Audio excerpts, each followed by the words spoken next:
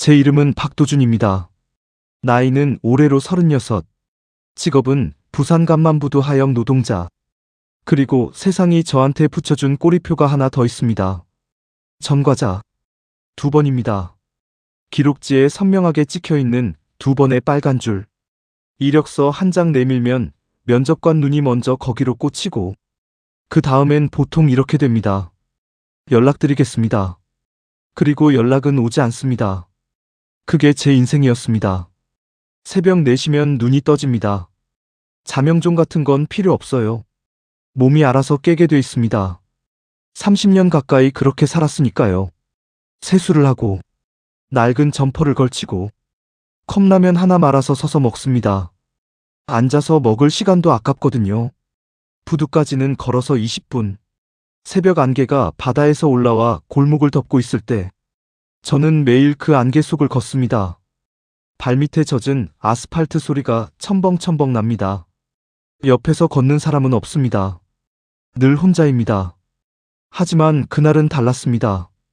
그날 새벽이 제 인생에서 가장 긴 하루의 시작이었다는 걸. 그때의 저는 꿈에도 몰랐습니다. 제가 처음부터 이렇게 살았던 건 아닙니다. 아니, 정확히 말하면 처음부터 이렇게 될 수밖에 없었다는 표현이 더 맞겠습니다. 저는 영화원 출신입니다. 부모가 누군지 모릅니다. 언제 거기 들어갔는지도 모릅니다. 원장 선생님 말씀으론 어느 날 아침원 앞에 놓여 있었다고 했습니다. 담요에 돌돌 쌓인 채로요. 이름도 없이, 아무 메모도 없이, 그냥 버려진 아이였습니다. 그게 저였습니다. 박도준이라는 이름은 원장 선생님이 지어주셨습니다. 도리를 알고 준비된 사람이 되라고. 도준. 참 좋은 이름이죠. 그 이름처럼 살고 싶었습니다. 어릴 때는 정말로요. 영화원 생활이 다 나쁜 건 아니었습니다. 선생님들은 그나마 따뜻했고 공부도 잘하는 편이었습니다. 원장 선생님은 저보고 이 아이는 장학금 받고 대학 갈 수 있을 거라고 하셨어요. 그 말을 들을 때마다 밤에 이불 속에서 몰래 웃었습니다. 대학에 가고 싶었습니다. 좋은 직장을 얻고 싶었습니다. 그리고 언젠간 제 가족을 찾고 싶었습니다. 그 꿈이 무너진 건 15살 겨울이었습니다. 동생이 하나 있었습니다. 피는 섞이지 않았지만 영화원에서 같이 자란 저보다 3살 어린 아이. 이름은 진우였어요. 그 진우가 어느 날 코뼈가 부러진 채로 돌아왔습니다. 얼굴이 반쪽이 부어서 코에서 피가 뚝뚝 흐르는데도 울지 않으려고 이를 악물고 있었습니다. 왜 울지 않느냐고 물었더니 진우가 이렇게 말했습니다. 형, 울면 더 때린대. 그 말을 듣는 순간 제 눈앞이 하얘졌습니다. 동네 불량배들이 영화원 애들을 상습적으로 건드리고 있었습니다. 돈을 빼앗고 때리고 부모 없는 새끼들이라고 놀려대고 신고를 해도 소용없었어요. 가해자 부모 중에 동네 유지가 있었거든요. 경찰서 가면 오히려 저희가 먼저 덤볐다는 소리를 들었습니다. 저는 그날 밤 몽둥이를 들었습니다. 셋을 찾아갔습니다. 그리고 2번 다시 영화원 근처에 얼씬도 못하게 만들었습니다. 그게 제 첫 번째 빨간 줄이었습니다. 정당방위가 아니었습니다. 부모 없는 고아가 먼저 때린 사건이었습니다. 그게 세상의 판결이었어요. 2번째는 22살이었습니다. 힘겹게 얻은 일자리에서 창고 물건이 없어졌을 때 사장은 가장 먼저 저를 의심했습니다. 뒤진다고 할 때 가만히 있었으면 됐는데 억울함에 욱했습니다. 사장 멱살을 잡았어요. 그게 2번째 빨간 줄이었습니다. 억울했습니다. 지금도 억울합니다. 하지만 억울하다는 말을 아무도 들어주지 않는다는 걸 저는 그때 이미 알고 있었습니다. 그 뒤로 주먹을 내려놨습니다. 어두운 골목을 떠나 부두로 왔습니다. 새벽 4시부터 밤 8시까지 컨테이너를 옮기고 로프를 묶고 화물을 분류했습니다. 땀이 소금이 될 때까지 일했습니다. 영화원 동생들한테 부끄럽지 않은 형이 되고 싶었거든요. 함께 컸던 동생 5명. 그 아이들은 지금도 저를 형이라고 부릅니다. 제가 부두로 오고 나서도 한 달에 한 번은 꼭 밥을 사줬습니다. 제가 해줄 수 있는 건 그것뿐이었으니까요. 그렇게 하루하루 버텨왔습니다. 그날도 그랬습니다. 오후 6시, 퇴근 시간. 부두 앞 횡단보도를 건너던 저는 발밑에 뭔가가 반짝이는 걸 봤습니다. 처음엔 그냥 지나치려 했습니다. 그런데 발이 멈췄어요. 몸을 굽혀 집어들었습니다. 검은 가죽 스트랩에 은빛 케이스. 케이스 뒷판에 금빛으로 각인된 꽃문양. 누가 봐도 수천만 원은 넘어 보이는 명품 손목시계였습니다. 저는 그 시계를 한동안 내려다봤습니다. 평생 벌어도 살 수 없는 물건. 하지만 제 것이 아닌 물건. 저는 그 시계를 주머니 깊이 집어넣고 부두 앞 파출소 쪽으로 발걸음을 돌렸습니다. 그리고 그 순간이었습니다. 제 36회 인생이 완전히 바뀌는 시간이 시작된 건요. 파출소 민원실 문을 열고 들어서는 순간 안에 있던 형사가 고개를 들었습니다. 눈이 마주쳤습니다. 형사의 시선이 천천히 내려갔습니다. 소금 찌든 낡은 점퍼, 기름때가 낀 작업장갑, 갈라진 손등, 그리고 왼쪽 광대뼈에서 턱선까지 길게 그어진 오래된 흉터. 형사의 입꼬리가 아주 미세하게 올라갔습니다. 저는 그 표정을 평생 수백 번 봐왔습니다. 설명하지 않아도 알 수 있습니다. 또 왔네. 이번엔 뭔 짓을 한 거야? 그런 표정이었습니다. 저는 이를 악물고 시계를 민원 접수대 위에 올려놓으며 입을 열었습니다. 저기요. 횡단보도에 떨어져 있었습니다. 가져다 드리러 왔습니다. 형사가 펜을 내려놓으며 천천히 일어났습니다. 너 또 사고 쳤냐? 이번엔 어디서 훔쳐온 거야? 그 한마디에 30년치 억울함이 목구멍으로 치밀었습니다. 하지만 저는 몰랐습니다. 그 파출소 안에서 그날 밤 제 인생에서 가장 믿을 수 없는 일이 벌어지려 하고 있다는 것을요. 억울했습니다. 뼛속까지 억울했습니다. 하지만 저는 알고 있었습니다. 여기서 목소리를 높이면 결과가 어떻게 되는지를요. 전과자가 경찰서에서 욱하면 그날로 유치장입니다. 억울하다는 말은 그 안에서 아무도 들어주지 않습니다. 저는 이를 악물었습니다. 입술 안쪽을 깨물었더니 피맛이 났습니다. 그 쓴맛을 혀끝으로 느끼면서 목구멍까지 올라온 말들을 억지로 밀어내렸습니다. 아닙니다. 진짜 주운 겁니다. 부두 앞 횡단보도에 떨어져 있었어요. 사람 말 좀 믿어보십시오. 목소리가 한 톤 올라간 것도 모르고 있었습니다. 형사는 콧방귀를 뀌더니 수갑을 만지작거리며 턱짓을 했습니다.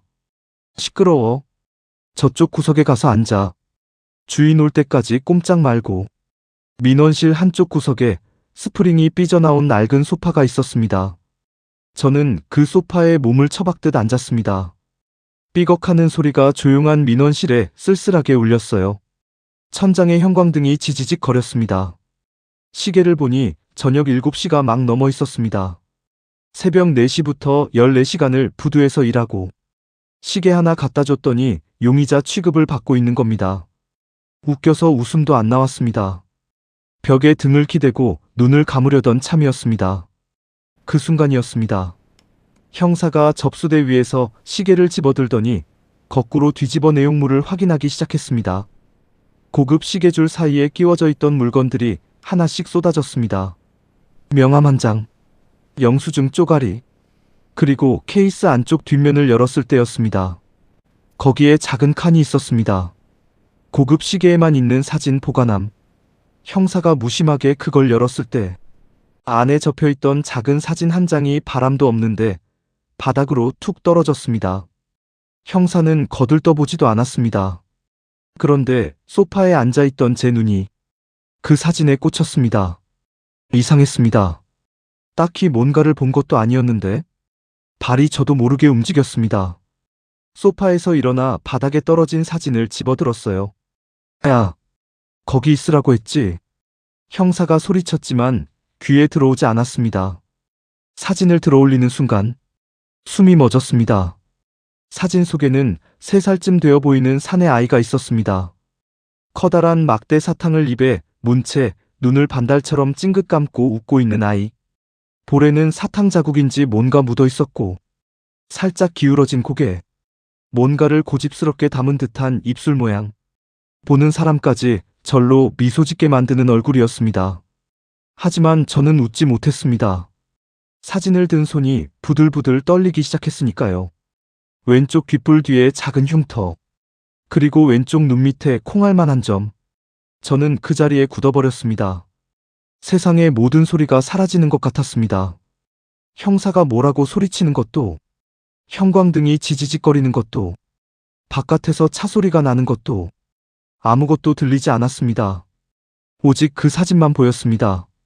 저는 영화원을 나올 때 원장 선생님한테 딱 하나를 받았습니다. 제 어린 시절 사진 한 장. 3살쯤 됐을 때 찍었다고 하셨습니다. 기억은 없지만 사진은 있었습니다. 막대 사탕을 입에 문 채 눈을 찡긋 감고 웃고 있는 아이. 왼쪽 귓불 뒤에 작은 흉터. 왼쪽 눈 밑에 콩알만한 점. 저는 그 사진을 평생 가재 손수건에 싸서 품에 넣고 다녔습니다. 세상에서 제가 존재했다는 유일한 증거였으니까요. 그런데 지금 제 손 안에 들려있는 이 사진 속 아이가 저였습니다. 아이의 얼굴만이 아니었습니다. 사탕을 쥔 손의 각도, 살짝 기울어진 고개, 배경에 깔린 노란 벽지의 무늬까지 소름이 끼칠 정도로 제가 품에 넣고 다니는 그 사진과 완벽하게 일치했습니다. 이게 왜 이 시계 안에 있어요? 제 입에서 나온 말인지도 몰랐습니다. 손이 떨렸습니다.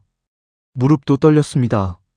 태어나서 어떤 주먹 앞에서도 떨어본 적 없던 몸이 작은 사진 한 장 앞에서 추풍낙엽처럼 흔들리고 있었습니다. 이 사진이 여기 왜 있는 겁니까? 바로 그때였습니다. 파출소 정문이 벌컥 열렸습니다. 숨을 헐떡이며 한 여성이 뛰어들어왔습니다. 나이는 60 중반쯤으로 보였습니다. 단정하게 빗어올린 짙은 갈색 머리카락, 검은 정장 위에 은은하게 빛나는 진주 브로치. 화장은 옅었지만 숨길 수 없는 품위가 온몸에서 풍겼습니다. 하지만 그 눈빛만큼은 달랐습니다. 세상에서 가장 소중한 것을 잃어버린 사람처럼 이글이글 타오르는 눈이었습니다. 아이고 회장님, 직접 오실 필요까지는 없으셨는데요. 형사가 벌떡 일어나며 굽신거렸습니다. 아까 저한테 전과자 취급하던 그 목소리와 180도 다른 기름진 목소리였습니다. 하지만 그 여자의 눈에는 형사가 들어오지도 않는 것 같았습니다. 그녀는 접수대 위에 놓인 시계를 보자마자 달려들다시피 다가갔습니다. 그런데 시계를 집어든 그녀의 손이 향한 곳은 케이스도 스트랩도 아니었습니다. 그녀는 다급하게 시계 안쪽을 뒤적이다가 뭔가 비어있는 걸 발견하고는 얼굴이 하얗게 질렸습니다. 사진이요? 안에 사진이 있었는데 그 목소리가 날카롭게 떨렸습니다. 카드 한 장 확인하지 않았습니다. 현금이 있는지도 보지 않았습니다. 수천만 원짜리 시계 자체에도 눈길 한 번 주지 않았어요. 오직 그 작은 사진 한 장만 찾고 있었습니다. 저는 그 모습을 보는 순간 가슴이 쿵 내려앉았습니다. 형사가 뒤를 돌아봤습니다. 사진은 제 손에 있었으니까요. 야, 그거 이리 내놔. 형사가 낚아채듯 가져가서 여자에게 건넸습니다. 여자는 두 손으로 그 작은 사진을 받아들어 가슴에 꼭 안았습니다. 이 사진, 무사했구나. 정말 다행이다. 그 눈에 눈물이 그렁그렁 고였습니다. 주름 깊은 손가락이 사진 위를 조심스럽게 쓸어내리는 그 모습에서 저는 형언할 수 없는 감정이 쏟아져 올라오는 걸 느꼈습니다. 저 사진이 저 사람한테 얼마나 소중한 건지 그 떨리는 손끝만 봐도 알 수 있었습니다. 다리가 저절로 움직였습니다. 형사가 거기 앉아 있으라고 소리쳤지만 귀에 들어오지 않았습니다. 심장 소리가 온 세상을 가득 채우고 있었거든요. 저는 그 여자 앞에 멈춰 섰습니다. 그리고 떨리는 목소리로 입을 열었습니다. 저기요? 그 사진 속에 누구입니까? 여자가 고개를 들었습니다. 시멘트 냄새 대신 바닷소금 냄새를 풍기는 거친 사내의 얼굴과 그녀의 시선이 정면으로 부딪혔습니다. 저는 떨림을 감추지 못한 채 말을 이었습니다. 그 사진 속 아이, 저랑 똑같습니다. 귓불 뒤의 흉터도, 눈 밑의 점도, 전부 다 저랑 똑같아요. 그 한마디가 떨어지는 순간 파출소 안에 모든 공기가 얼어붙었습니다. 형광등이 지지직거리는 소리마저 멈춘 것 같았습니다. 형사는 이 새끼가 또 사기를 치네 하며 제 팔을 거칠게 낚아챘습니다. 하지만 저는 잡아끄는 힘에도 시선을 돌리지 않았습니다. 오직 그 여자만 바라보고 있었습니다. 그리고 그 여자도 움직이지 못했습니다. 사진을 가슴에 안은 채 제 얼굴을 멍하니 올려다보고 있었습니다. 그녀의 눈이 제 왼쪽 귓불 뒤에 닿았습니다. 그 다음 왼쪽 눈 밑으로 내려갔습니다. 사진 속 3살배기 아이와 같은 자리에 박힌 흉터와 점을 확인하는 순간 그녀의 입술이 파르르 떨렸습니다. 무언가 말을 하려는 듯 입이 벌어졌다 닫히기를 반복했습니다. 하지만 끝내 아무 소리도 나오지 않았어요. 바닷소금 냄새를 풍기는 부두 노동자와 진주 브로치를 단 대기업 여회장이 같은 공간에 있는 것조차 어울리지 않는 두 사람의 시선이 형광등 불빛 아래 실처럼 엉켜붙었습니다. 30년간 멈춰있던 운명의 톱니바퀴가 다시 돌아가기 시작했습니다. 그녀의 손이 아주 천천히 마치 무언가에 이끌리듯 제 얼굴 쪽으로 올라오고 있었습니다. 그 손끝이 제 왼쪽 귓불 뒤 흉터에 닿으려던 바로 그 순간이었습니다. 쾅! 파출소 정문이 벽에 부딪힐 만큼 거칠게 열렸습니다. 날카로운 고함이 민원실 전체를 찢었습니다. 회장님, 여기서 대체 뭘 하고 계신 겁니까? 딱딱한 구두굽 소리가 요란하게 울렸습니다. 검은 코트를 걸친 장신의 남자가 성큼 안으로 걸어 들어왔습니다. 가온그룹 전무이사 한재명, 윤서연 회장의 처남이자 그룹의 모든 실권을 쥐고 흔드는 실세 중의 실세였습니다. 한재명은 문을 열자마자 상황을 단숨에 읽어냈습니다. 처형이 부두 냄새 풍기는 전과자와 마주서서 눈물까지 글썽이고 있는 이 그림이 그의 눈에는 한순간에 위험 신호로 잡혔던 겁니다. 한재명이 저와 윤서연 사이를 거칠게 가르며 앞을 가로막았습니다. 그러고는 저를 위에서 아래로 천천히 훑어봤습니다. 소금 찌든 작업복, 갈라진 손톱, 얼굴에 오래된 흉터, 그의 입꼬리가 비릿하게 올라갔습니다. 벌레를 밟기 직전의 표정이었습니다. 어디서 이런 작자가 감히 회장님께 사기를 쳐. 목소리는 낮았지만 민원실 구석구석까지 젖저렁 울렸습니다. 그는 고개도 돌리지 않은 채 형사를 향해 턱짓을 했습니다. 형사님, 이 사람 당장 내보내시죠. 아까까지 저를 구석에 앉혀놓고 거들먹거리던 형사가 한재명 앞에서는 곧바로 움츠어들었습니다. 가온이라는 이름의 무게를 모를 리 없었으니까요. 저는 형사의 손을 뿌리치며 소리쳤습니다. 사기가 아닙니다. 진짜라니까요. 사진 속 아이가 저랑 똑같다고요. 귓불 흉터도 눈밑점도 전부 다. 하지만 한재명은 눈 하나 깜짝하지 않았습니다. 오히려 안주머니에서 수표 몇 장을 꺼내더니 부채처럼 펼쳐 보이다가 제 가슴에 툭 던졌습니다. 종이장들이 허공에서 나풀거리다 하나씩 바닥으로 떨어졌습니다. 시계 주어준 값은 이걸로 충분할 테니 이 돈 들고 당장 꺼져. 다시는 우리 눈앞에 나타날 생각 마. 수표가 제 발치에 흩어졌습니다. 한 장은 제 작업화 위에 걸쳐졌고 한 장은 민원실 바닥 먼지 위에 뒹굴었습니다. 저는 돈을 쳐다보지 않았습니다. 고개를 들어 한재명의 눈을 똑바로 마주했습니다.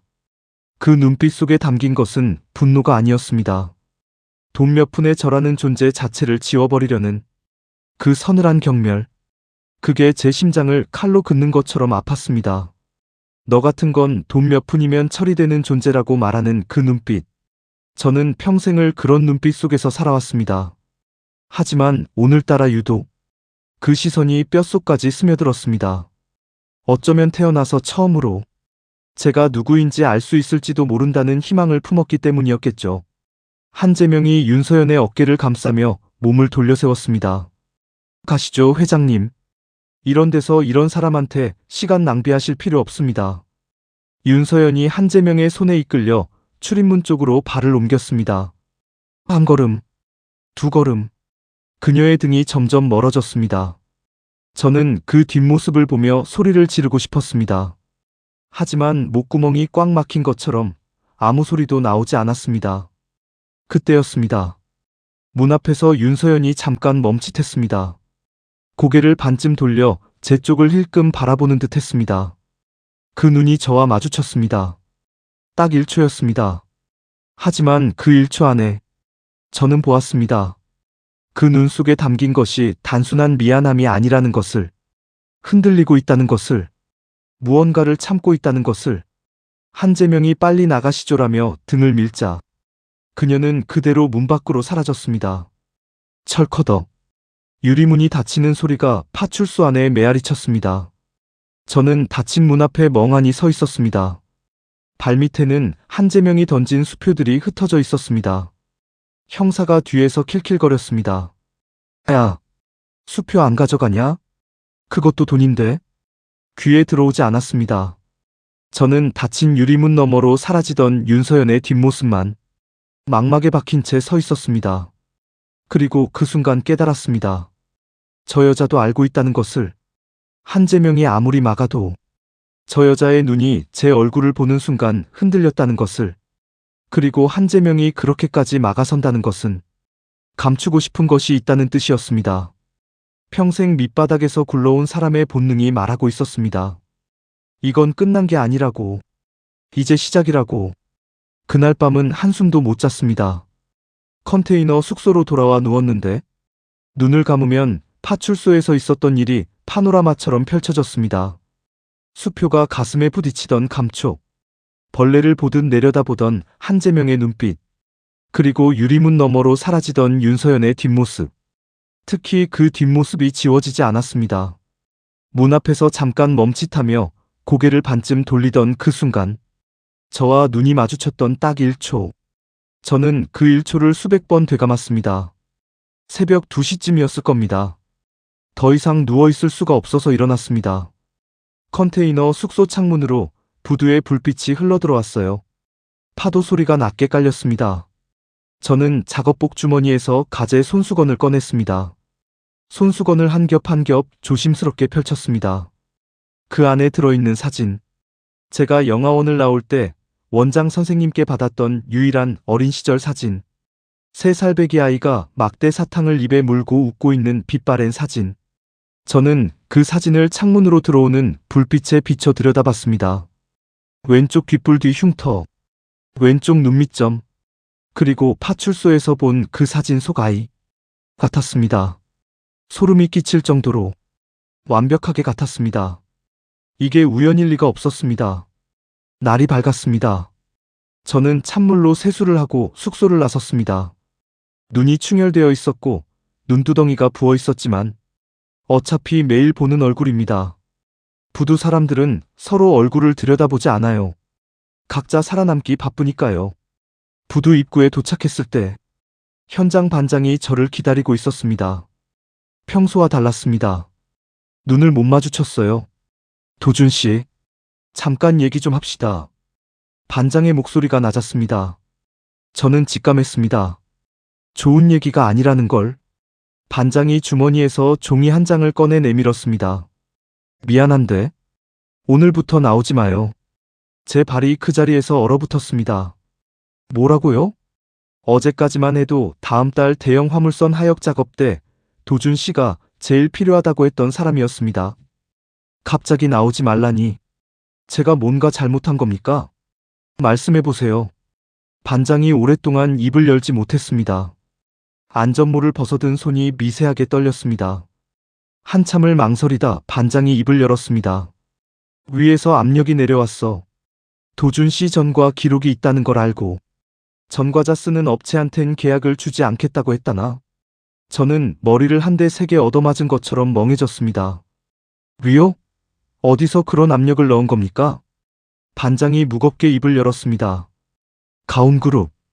그 이름을 듣는 순간 어젯밤 파출소에서의 장면이 번개처럼 스쳤습니다.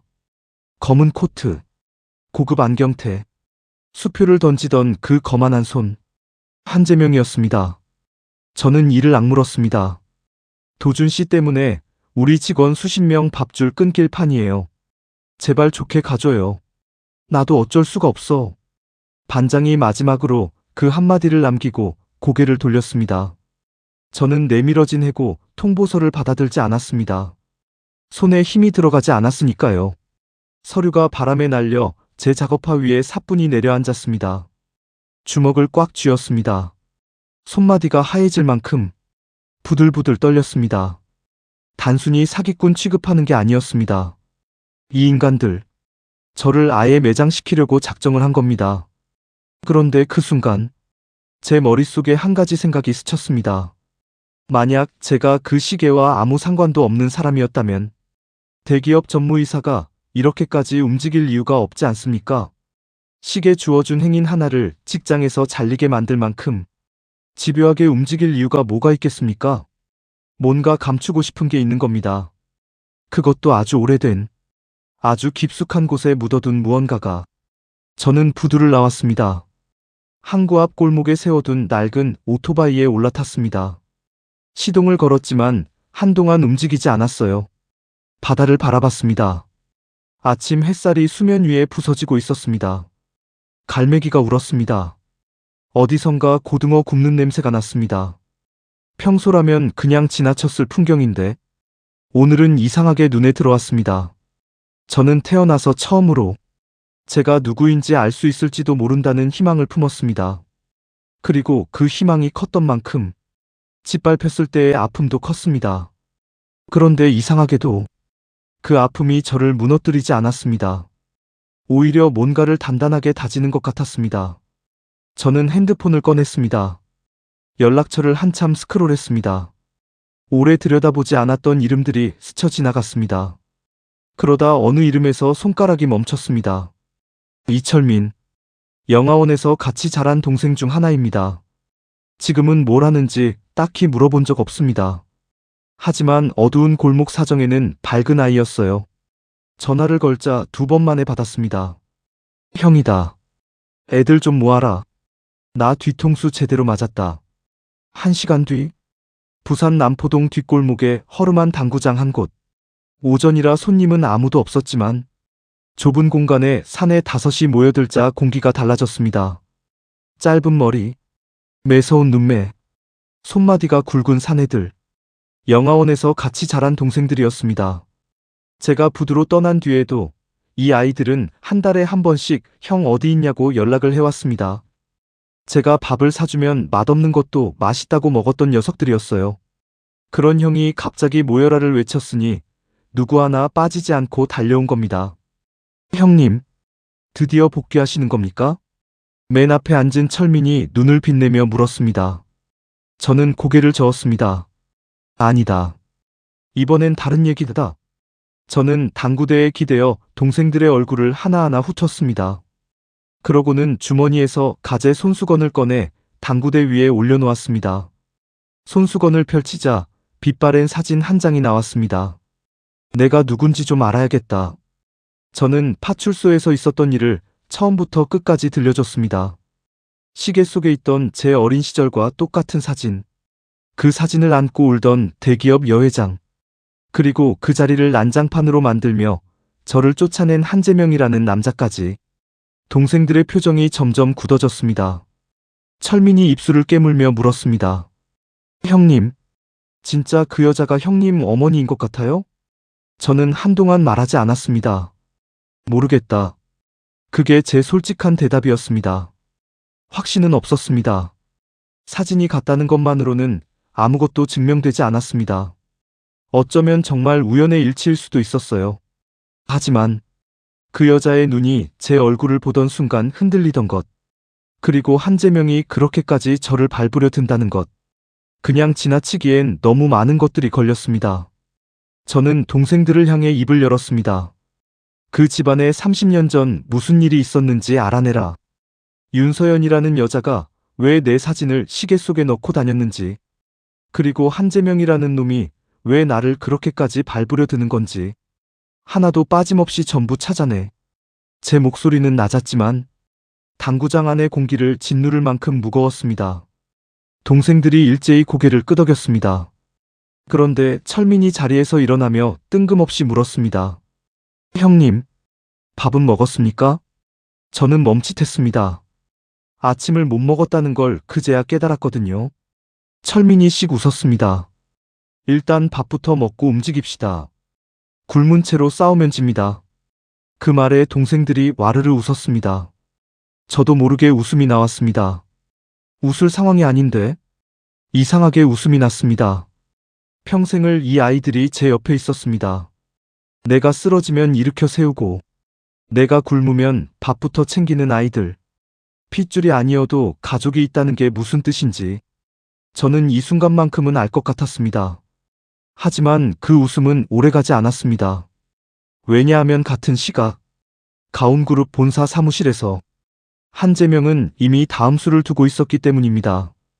비서의 보고를 받으며 한재명은 가죽 의자에 깊숙이 몸을 묻고 있었습니다. 차잔을 들며 입꼬리를 올렸습니다. 박도준, 부두해고 처리 완료됐습니까? 네. 오늘 아침부로 완료됐습니다. 한재명이 만족스럽게 고개를 끄덕였습니다. 밑바닥 놈들은 밥줄 끊기면 다른 건 생각도 못하는 법이야. 알아서 꼬리 내리겠지. 하지만 그는 몰랐습니다.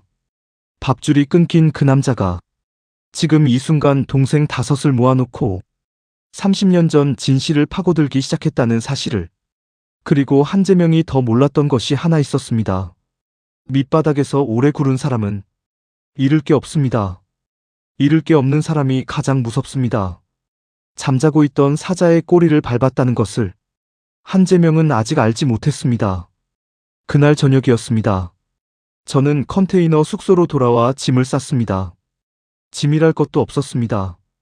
낡은 배낭 하나에 작업복 2벌, 세면도구, 그리고 가재 손수건에 싼 사진 1장.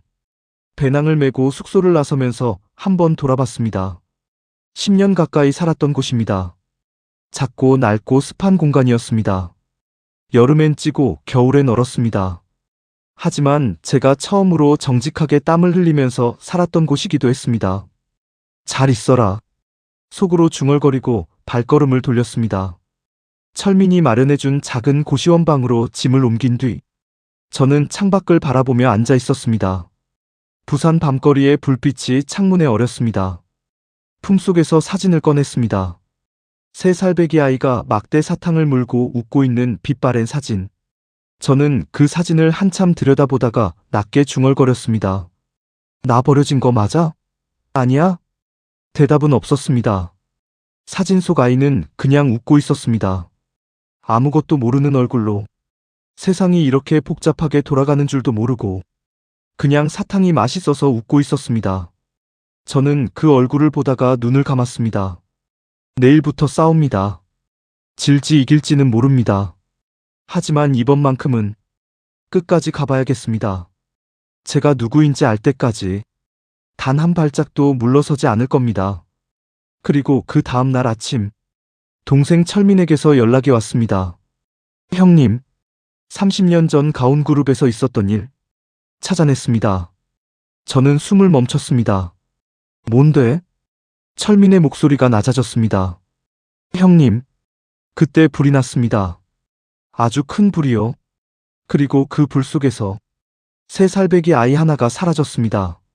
전화기를 쥔 손에 힘이 들어갔습니다. 그 아이 이름이 뭐였는데? 철민이 잠깐 멈췄다가 대답했습니다. 윤민혁입니다. 가온그룹 회장 윤서연의 아들. 30년 전 화재 당시 3살. 사망 처리됐습니다.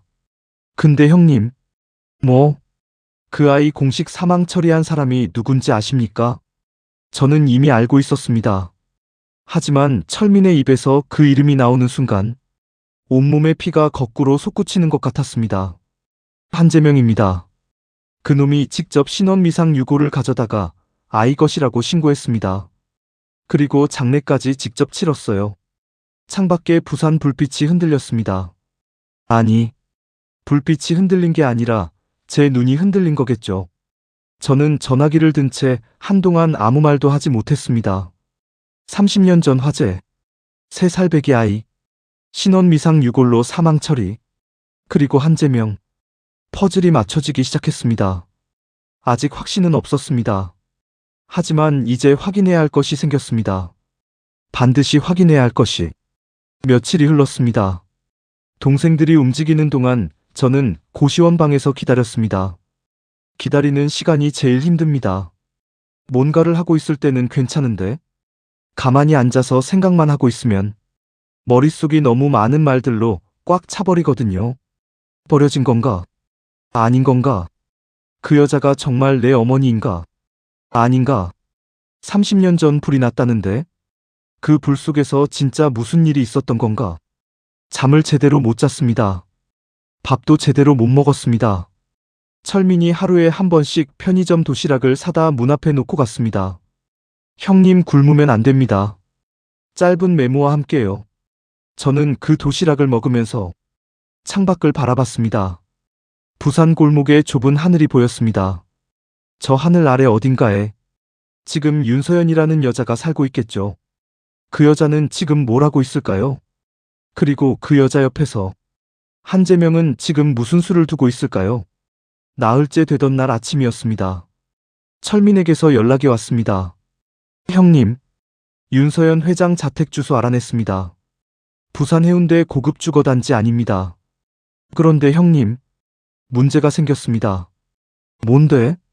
내일 아침 일찍 회장님을 요양병원으로 이송한다는 얘기가 들립니다. 한재명이 직접 지시했다고요. 외부인 접촉을 완전히 차단하고 전화도 안 되게 막는다고 합니다. 저는 전화기를 쥔 채 자리에서 벌떡 일어났습니다. 언제? 내일 아침 7시입니다. 그날 밤 저는 잠을 자지 않았습니다. 새벽 5시에 고시원을 나섰습니다. 해운대까지는 버스로 40분. 어스름한 새벽 하늘 아래 버스 창문에 이마를 기대고 바깥을 바라봤습니다. 해운대 바다가 보였습니다. 파도가 낮게 일렁이고 있었어요. 아직 해가 뜨기 전 수평선이 검푸른 빛을 띠고 있었습니다. 저는 그 바다를 보면서 생각했습니다. 저 바다가 생긴 것보다도 오래된 거짓말이 있을 수 있다는 게 아직도 믿기지 않았습니다. 자택 근처에 도착했을 때는 새벽 6시가 조금 넘어 있었습니다. 높은 담장, 잘 다듬어진 정원수, 현관까지 이어지는 반듯한 돌길. 저는 담장 모퉁이 뒤에 서서 안쪽을 살폈습니다. 조용했습니다. 담장 너머로 새소리만 들렸습니다. 저는 거기서 기다렸습니다. 7시가 가까워질 무렵이었습니다. 저택 대문이 열렸습니다. 그런데 평소 타던 검은 세단이 아니었습니다. 유리창이 짙게 틴팅된 커다란 봉고차가 시동을 켠 채 대기하고 있었습니다. 뒷좌석 문이 이미 활짝 열려 있었고 낯선 남자 2명이 차 양옆에 서 있었어요. 잠시 후 현관에서 윤서연이 모습을 드러냈습니다. 그런데 뭔가 이상했습니다. 걸음이 불안정했습니다. 발을 내디딜 때마다 비틀거렸고 주변 풍경이 제대로 보이지 않는 것처럼 눈의 초점이 흐릿했어요. 그 옆에 비서 2명이 팔을 잡고 부축하는 듯, 아니 붙들고 있는 듯 서 있었습니다. 이게 다 뭡니까? 어디를 간다는 겁니까? 윤서연의 목소리가 들렸습니다. 당혹스러움이 묻어 있었습니다. 그리고 몸이 말을 듣지 않는 사람의 힘 빠진 목소리였어요. 현관 기둥 옆에서 한재명이 느릿한 걸음으로 다가오며 입을 열었습니다. 회장님, 요즘 기력이 너무 쇠하셔서 걱정이 많았습니다. 조용한 곳에서 푹 쉬시면 좋겠다 싶어 좋은 요양병원을 알아봤어요. 한 달만 쉬다 오시죠. 목소리는 부드러웠습니다. 걱정 가득한 친척의 목소리. 하지만 그 말을 들으면서 저는 온몸에 소름이 돋았습니다. 윤서연이 비틀거리며 뒷걸음질을 쳤습니다. 아니요. 나 안 갑니다. 이건 내가 보고받은 적도 동의한 적도 없는 일이에요. 목소리를 높였지만 몸이 말을 듣지 않는 게 느껴졌습니다. 한재명의 표정이 미묘하게 변했습니다. 입꼬리에 걸려있던 미소가 사라지고 차가운 무표정이 그 자리를 채웠어요. 판단력이 흐려지셔서 그러시는 겁니다. 고집 피우지 마십시오. 그 말이 끝나자마자 비서들이 한 발씩 다가섰습니다. 윤서연이 봉고차 문짝을 2손으로 붙잡고 버텼습니다. 손가락 마디가 하얗게 변할 만큼 힘을 줬지만 비서 한 명이 그 손을 하나씩 떼어내려 했습니다. 도와주세요. 윤서연이 담장 넘어 도로를 향해 소리쳤습니다. 마침 조깅하던 주민 몇 명이 고개를 돌렸습니다. 하지만 그뿐이었습니다. 아무도 발길을 옮기지 않았어요. 정원사도, 경비원도, 한재명의 위세 아래 수년간 월급을 받아온 사람들이 나설 리 없었습니다. 저는 그 장면을 담장 모퉁이 뒤에서 보고 있었습니다. 1초, 2초, 세상에서 가장 긴 2초였습니다. 그리고 저는 달렸습니다. 너희 지금 뭐 하는 거야? 아침 공기를 찢는 고함이 터져 나왔습니다. 저는 전력으로 뛰었습니다. 낡은 운동화가 돌길 위를 박차고 나갔습니다. 비서 2명이 저를 향해 돌아섰습니다. 한 명이 막아서려 했습니다. 저는 어깨로 밀어붙여 옆으로 넘어뜨렸습니다. 다른 한 명이 팔을 잡으려 했지만 손목을 거칠게 쳐냈습니다. 부두에서 10년을 일한 몸이었습니다. 비서 2명은 상대도 안 됐어요. 저는 윤서연 앞에 벽처럼 섰습니다. 윤서연이 갑작스러운 상황에 넋이 나간 채 제 등을 바라봤습니다. 넓은 어깨, 소금 냄새가 밴 낡은 점퍼, 파출소에서 나 같은데라고 외치던 그 사내의 등이었습니다. 윤서연의 떨리는 손이 저도 모르게 뻗어나가 제 점퍼 소매를 꽉 움켜잡았습니다. 저는 고개를 돌려 그녀의 눈을 똑바로 바라봤습니다. 그 눈 속에 담긴 것들이 보였습니다. 두려움, 혼란, 그리고 약 기운에 짓눌린 듯 몽롱한 초점. 저는 낮은 목소리로 말했습니다. 안 가고 싶으시죠? 그럼 제 뒤에 오세요. 그 한마디에 윤서연의 몸이 얼었습니다. 30년간 아무도 해주지 않았던 말이었을 겁니다. 싫으면 안 가도 된다고. 내가 막아줄 테니 내 뒤에 서라고. 윤서연은 대답 대신 제 소매를 더 꽉 쥐었습니다. 저는 그녀를 제 등 뒤로 감쌌습니다. 한재명의 얼굴이 사색으로 변했습니다. 이 사람이 여기가 어디라고? 당장 놓고 꺼지지 못해? 저는 눈 하나 깜짝하지 않았습니다. 오히려 주변을 향해 더 크게 목소리를 높였습니다. 다들 보고 계시죠? 이분들이 싫다는 분을 강제로 차에 태우려 하고 있습니다. 이건 납치 아닙니까? 그 고함의 상황이 달라졌습니다. 아까는 못 본 척 지나가던 조깅하던 사람들이 하나둘 발길을 멈추고 담장 쪽을 바라보기 시작했어요. 이웃 저택경비원이 무전기를 들었습니다. 지나가던 차량 한 대가 속도를 줄이며 창문을 내렸죠. 수군거리는 소리가 점점 커졌습니다. 한재명의 이마에 식은땀이 맺혔습니다. 깔끔한 사업가 이미지, 언론 앞에서 쌓아온 신용, 그것이 한재명에게는 목숨보다 중요한 것이었습니다. 이 자리에서 강제로 처형을 차에 태우는 장면이 퍼지면 그 이미지는 하루아침에 무너집니다. 한재명이 이를 악물었습니다. 그러고는 주변 눈을 의식하며 목소리를 낮춰 윤서연에게 말했습니다. 회장님, 저 사기꾼 말 듣는 건 안 된다고 했지 않습니까? 제발 정신 차리세요. 윤서연이 제 등 뒤에서 한재명을 바라봤습니다. 30년간 자신을 보살펴준 처남. 하지만 지금 이 순간 그녀의 눈에 비친 한재명은 보살핌이 아닌 감시의 얼굴을 하고 있었습니다. 윤서연이 입을 열었습니다. 저는 최 전무 말도 더 이상 믿을 수가 없게 됐어요. 한재명의 눈이 떨렸습니다. 윤서연이 제 소매를 잡은 채 한 발 앞으로 나섰습니다. 가죠. 그 짧은 한마디에 한재명은 아무 말도 하지 못했습니다.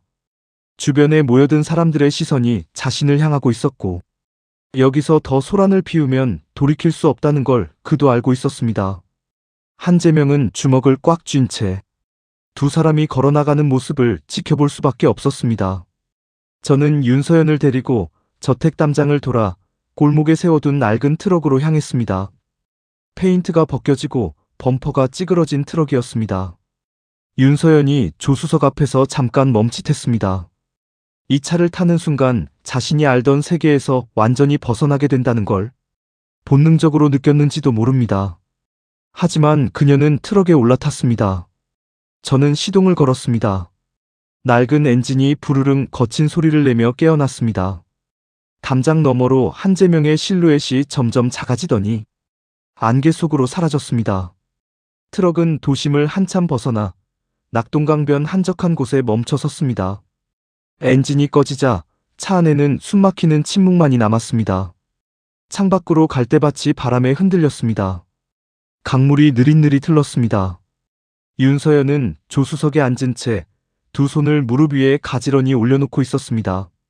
저를 구해준 건 고마운데 이 사람이 정말 누구인지 모르는 채 어디로 가는지도 모르는 트럭에 올라탄 겁니다.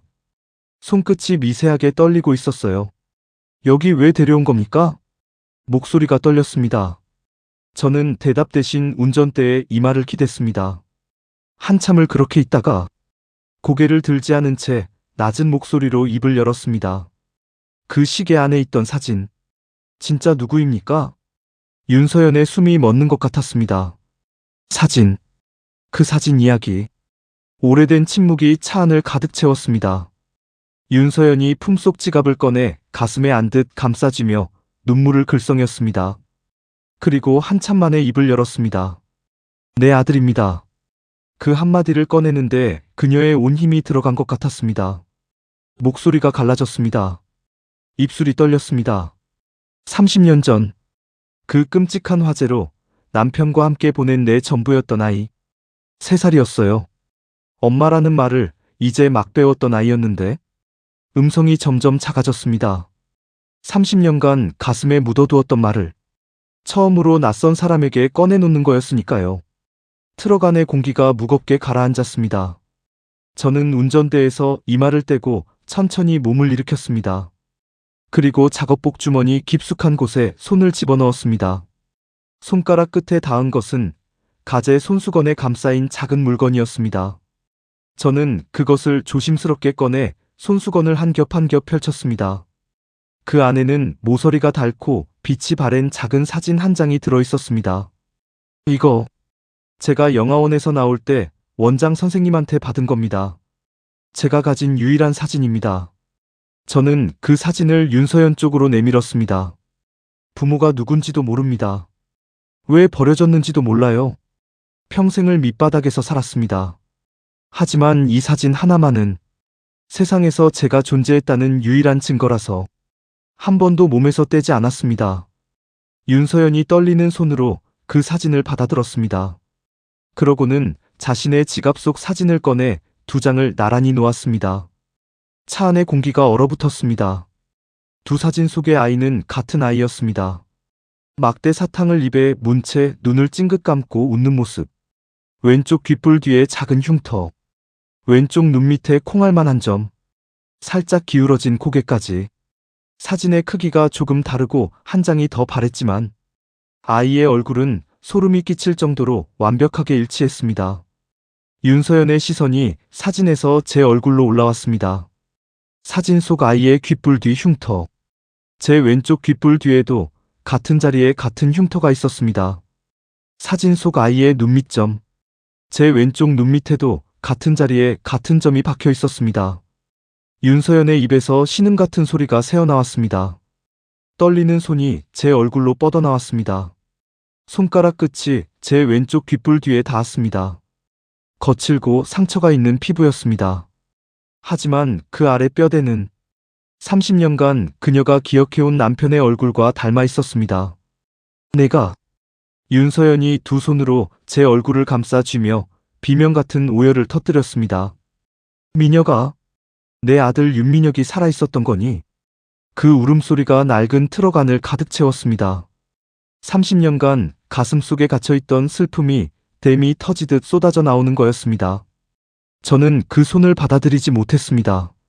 저도 모르게 그녀의 손목을 거칠게 뿌리쳤습니다. 그리고 트럭 문을 벌컥 열고 밖으로 뛰쳐나갔습니다.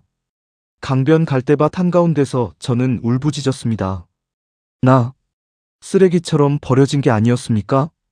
갈대밭을 향해 내지르는 절규였습니다. 목이 찢어지는 것 같았습니다. 엄마가 이렇게 멀쩡히 살아있는데 왜 저를 그 지옥 같은 영화원에 처박아 두고 평생을 전과자로 살게 둔 겁니까? 왜 찾지 않은 겁니까? 30년치 서러움이었습니다. 부모 없이 자란 영화원의 차가운 밤들. 아무도 내 편이 되어주지 않는 세상. 전과자라는 낙인. 밑바닥에서 구르며 살아온 모든 날들. 그 시간이 통째로 폭발하듯 쏟아져 나왔습니다. 저는 주먹으로 허벅지를 내려치며 쓰러지듯 무릎을 꿇었습니다. 윤서연이 트럭에서 내려 비틀거리며 다가왔습니다. 그녀도 울고 있었습니다. 무릎 꿇은 제 앞에 함께 주저앉으며 가슴을 쥐어뜯듯 움켜쥐며 말했습니다. 아니야. 미녀가. 엄마가 널 버린 게 아니야. 저는 고개를 들었습니다. 충혈된 눈으로 그녀를 바라봤습니다. 그럼 뭡니까? 어째서 저는 영화원에 있었던 겁니까? 윤서연이 눈물을 쏟으며 입을 열었습니다. 한재명이, 그 사람이, 화재 당일, 네 아버지는 물론이고 너까지 불길 속에서 나오지 못했다고 했어. 화재가 너무 커서 수습할 것도 없었다고. 신원 미상의 유골을 가져와 내 것이라며 직접 장례까지 치렀단다. 나는 정말 믿었어. 30년을 그렇게 믿고 살았어. 제 울부짖음이 멈췄습니다. 고개를 천천히 들어 윤서연을 바라봤습니다. 눈이 벌겋게 충혈된 채 저는 낮은 목소리로 되물었습니다. 수습을 했다고요. 멀쩡히 살아있는 저를요. 그 한마디에 모든 것이 맞아떨어졌습니다. 반전이었습니다. 어머니가 저를 버린 게 아니었습니다. 한 명의 인간이 30년 전 3살배기 아이를 불길 속에서 꺼내 영화원 앞에 버리고 죽었다고 속인 겁니다.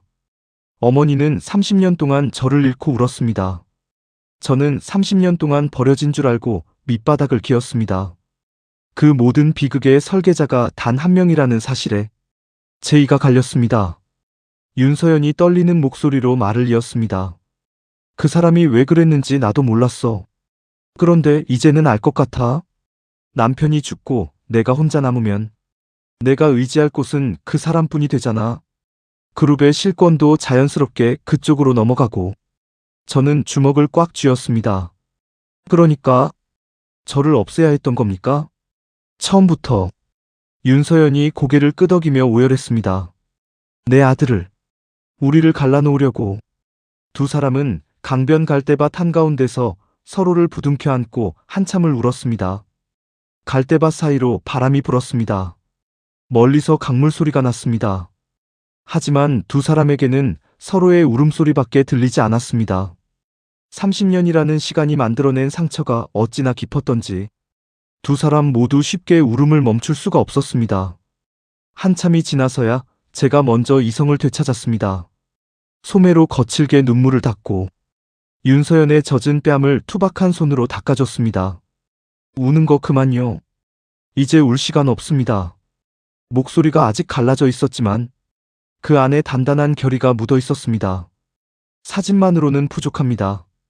그놈이 발 빼지 못하게 아무도 부정할 수 없는 확실한 증거가 필요합니다.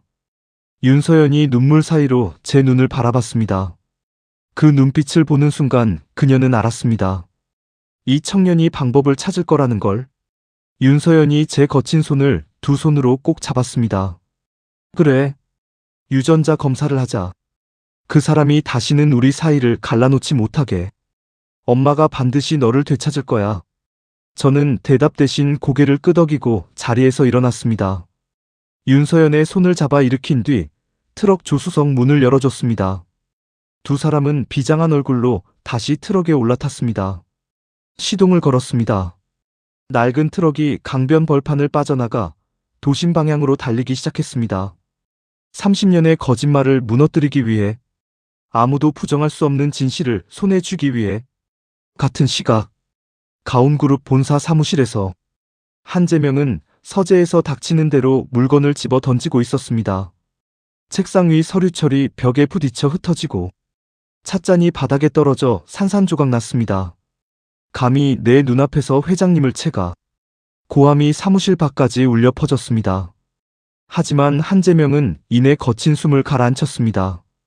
깨진 찻잔 조각 위에 선 채 차가운 눈빛으로 계산기를 돌리기 시작했습니다.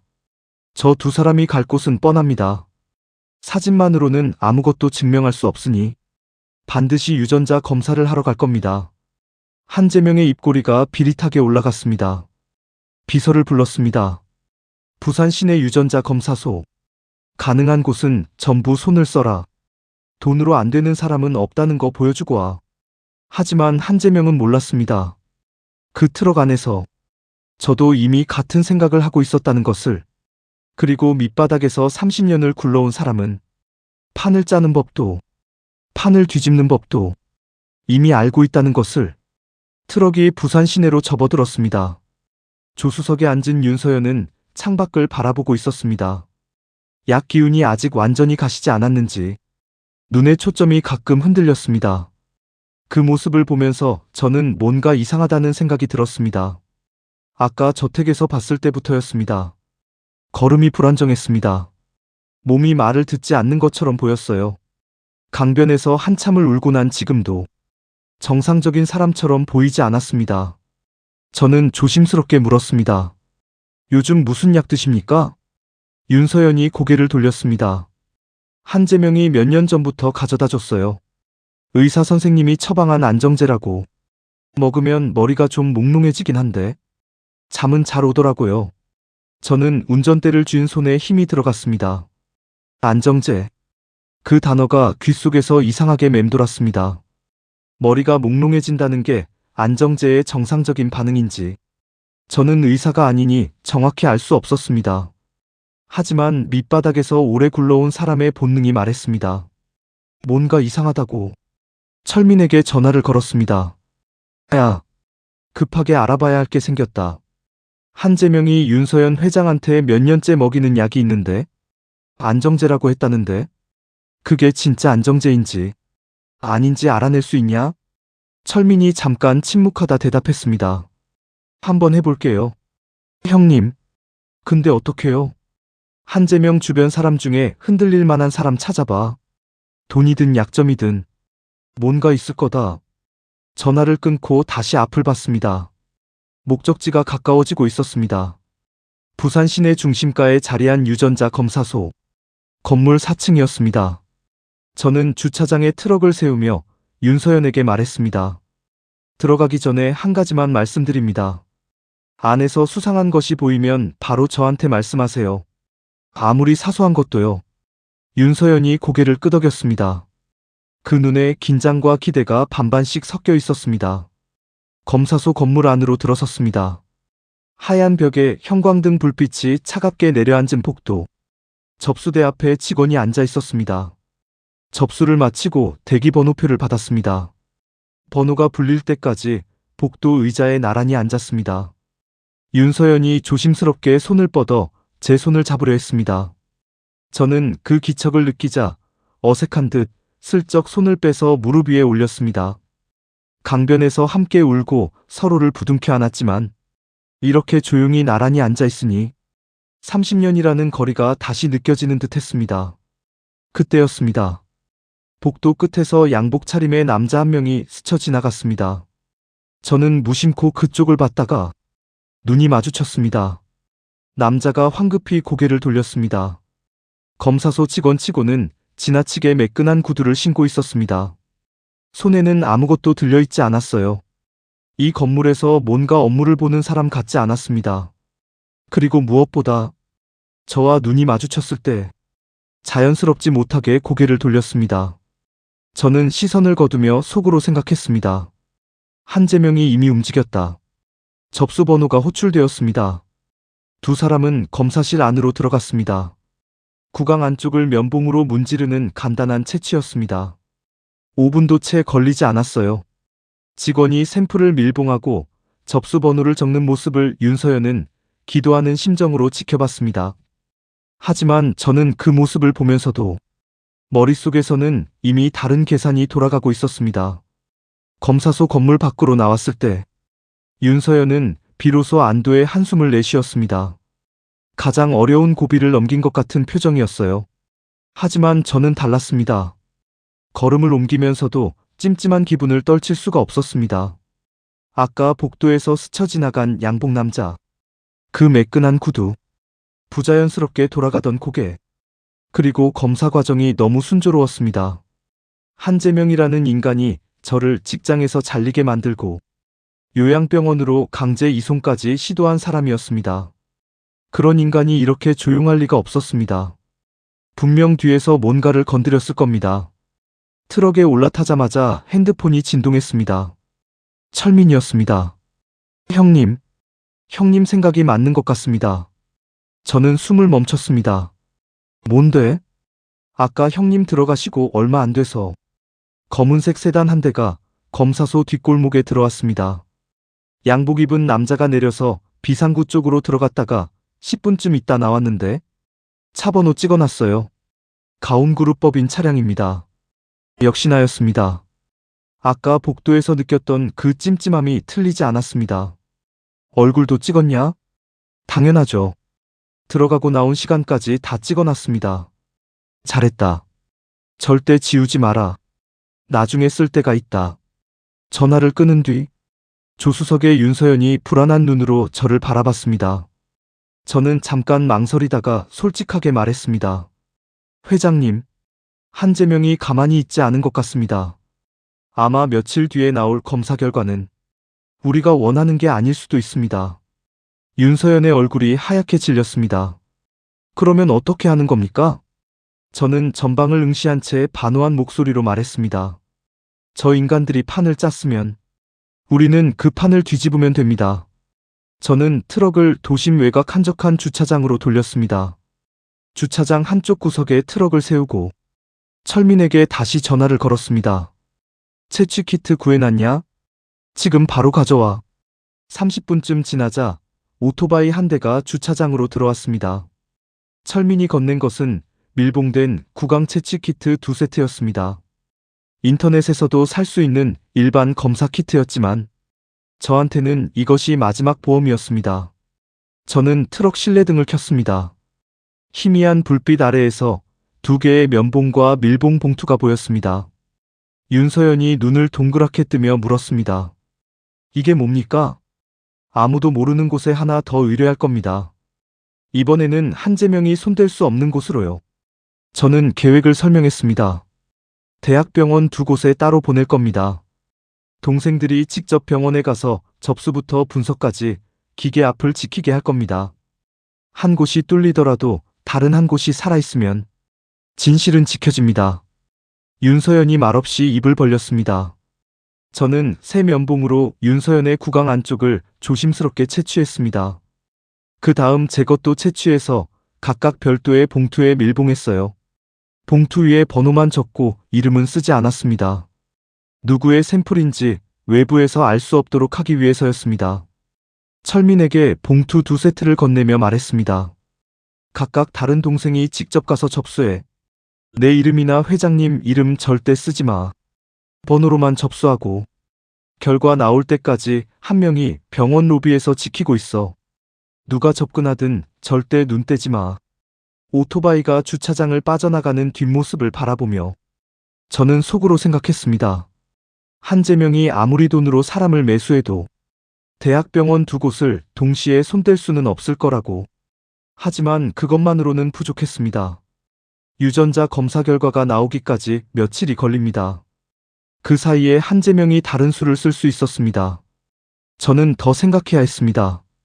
그때였습니다. 철민에게서 2번째 연락이 왔습니다. 형님, 그 약건 알아냈습니다. 저는 숨을 멈췄습니다. 말해봐. 철민의 목소리가 낮아졌습니다. 한재명이 개인적으로 거래하는 의사가 있습니다. 정식 처방이 아닙니다. 뒷거래로 약을 구해온 거예요. 그 약, 안정제 아닙니다. 그럼 뭔데?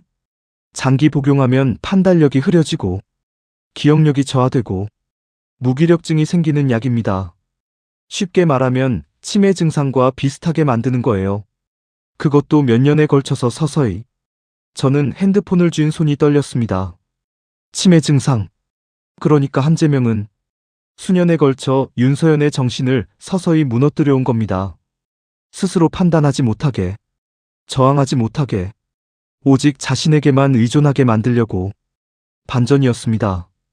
2번째 반전. 한재명이 감춰온 것은 30년 전 비밀만이 아니었습니다. 지금 이 순간까지도 현재 진행형으로 윤서연을 무너뜨리고 있었던 겁니다. 증거 있냐? 철민이 대답했습니다. 약 거래 내역서 사진 찍어놨습니다. 그 의사 핸드폰에서요. 어떻게 얻었는지는 묻지 않겠습니다. 형님, 그 의사 생각보다 쉽게 흔들렸습니다. 자기도 한재명한테 협박당한 처지였거든요. 전화를 끊었습니다. 조수석의 윤서연이 제 표정을 읽으며 물었습니다. 무슨 일입니까? 저는 한동안 말하지 않았습니다. 어떻게 말해야 할지 몰랐습니다. 수년간 드셔온 그 약, 안정제가 아니었습니다. 윤서연의 얼굴이 굳었습니다. 저는 천천히 말을 이었습니다. 장기 복용하면 판단력이 흐려지는 약이었습니다. 한재명이 고의로 들인 겁니다. 회장님이 스스로 생각하지 못하게, 그 사람 말만 믿게 만들려고. 차 안이 오래 조용했습니다. 윤서연은 아무 말도 하지 않았습니다.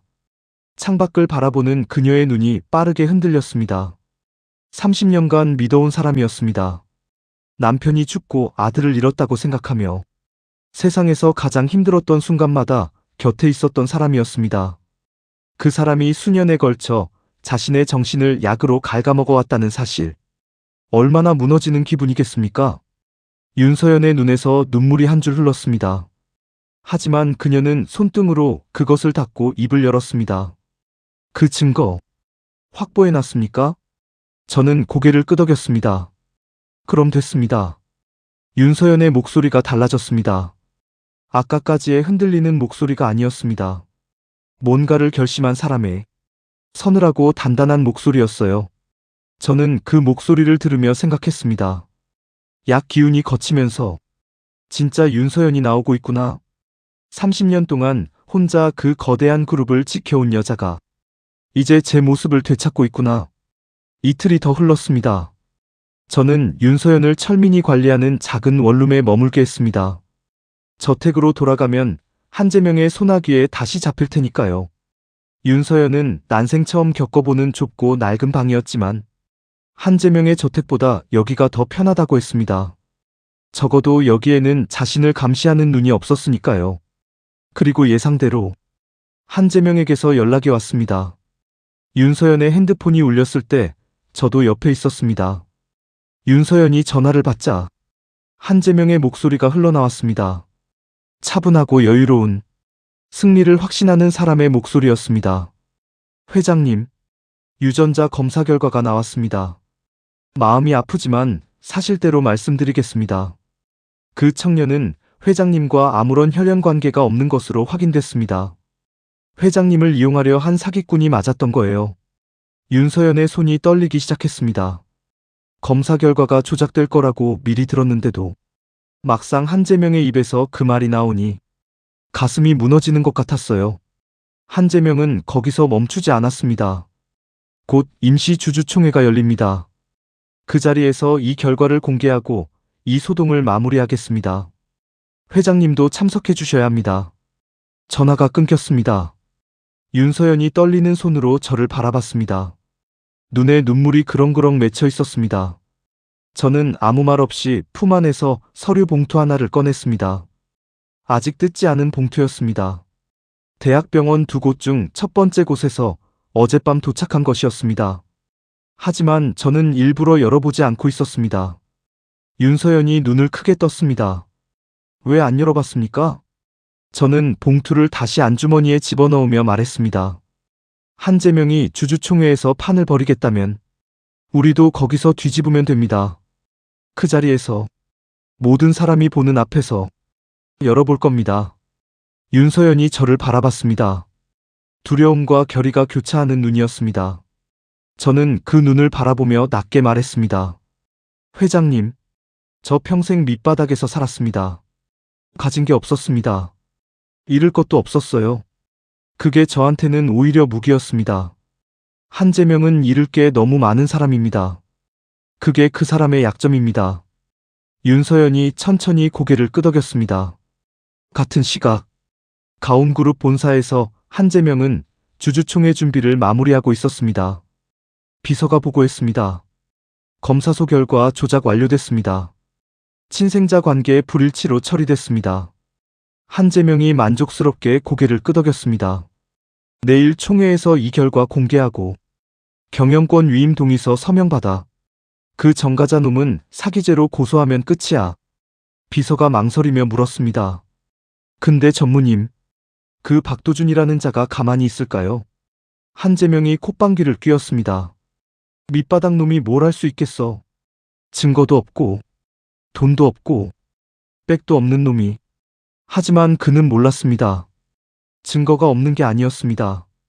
이미 모든 증거가 낡은 트럭 안주머니 속에 차곡차곡 쌓여 있었습니다. 그리고 밑바닥에서 36년을 버텨온 사람은 가진 게 없어도 싸우는 법을 압니다. 내일 총회장에서 30년짜리 거짓말이 무너집니다. 여러분, 한재명이 가장 무서운 이유가 뭔지 아십니까? 나쁜 짓을 하면서도 표정 하나 변하지 않는다는 겁니다. 가장 가까운 얼굴로, 가장 오랜 시간을, 가장 깊숙이 배신하는 사람. 혹시 살면서 그런 사람을 만나신 적 있으십니까? 댓글로 함께 이야기 나눠요. 도준이는 과연 내일 총회에서 이길 수 있을까요? 총회 당일 아침이 밝았습니다. 저는 새벽 5시에 눈이 떠졌습니다. 잠을 잔 건지 안 잔 건지 모르겠는 그런 밤이었습니다. 눈을 감으면 총회장이 보이고 눈을 뜨면 천장이 보였습니다. 그 사이를 몇 번이나 왔다 갔다 했는지 모릅니다. 세수를 하러 화장실에 들어갔습니다. 거울 속에 제 얼굴이 보였습니다. 충혈된 눈, 광대뼈에 오래된 흉터, 왼쪽 눈 밑에 점. 저는 거울 속 제 눈을 한동안 들여다봤습니다. 박도준, 36년을 그 이름으로 살았습니다. 영화원에서 받은 이름, 부모도 뿌리도 없이 세상이 주는 대로 받아먹으며 살아온 36년이었습니다. 그런데 오늘 이후로 그 이름이 바뀔 수도 있습니다.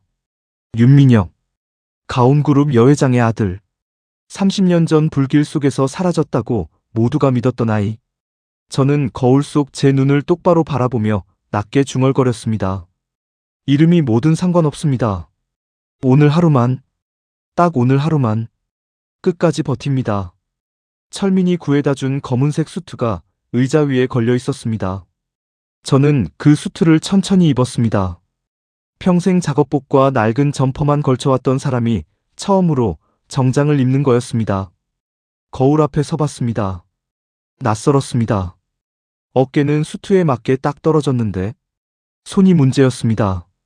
수트 소매 밖으로 나온 손이 너무 거칠었거든요. 굳은 살이 박이고 마디마디 갈라진 부두 노동자의 손이. 하지만 저는 그 손을 숨기지 않았습니다. 이 손이 제 손이었습니다. 36년을 버텨온 증거였습니다. 안주머니를 확인했습니다. 아직 뜯지 않은 서류 봉투 2개. 대학병원 2곳에서 도착한 독립검사 결과였습니다. 저는 이틀 동안 그 봉투를 열어보지 않았습니다. 솔직히 말하면 두려웠습니다. 만약 이 결과마저 자신이 원하는 답이 아니라면 그때는 정말 모든 게 끝이 될 테니까요.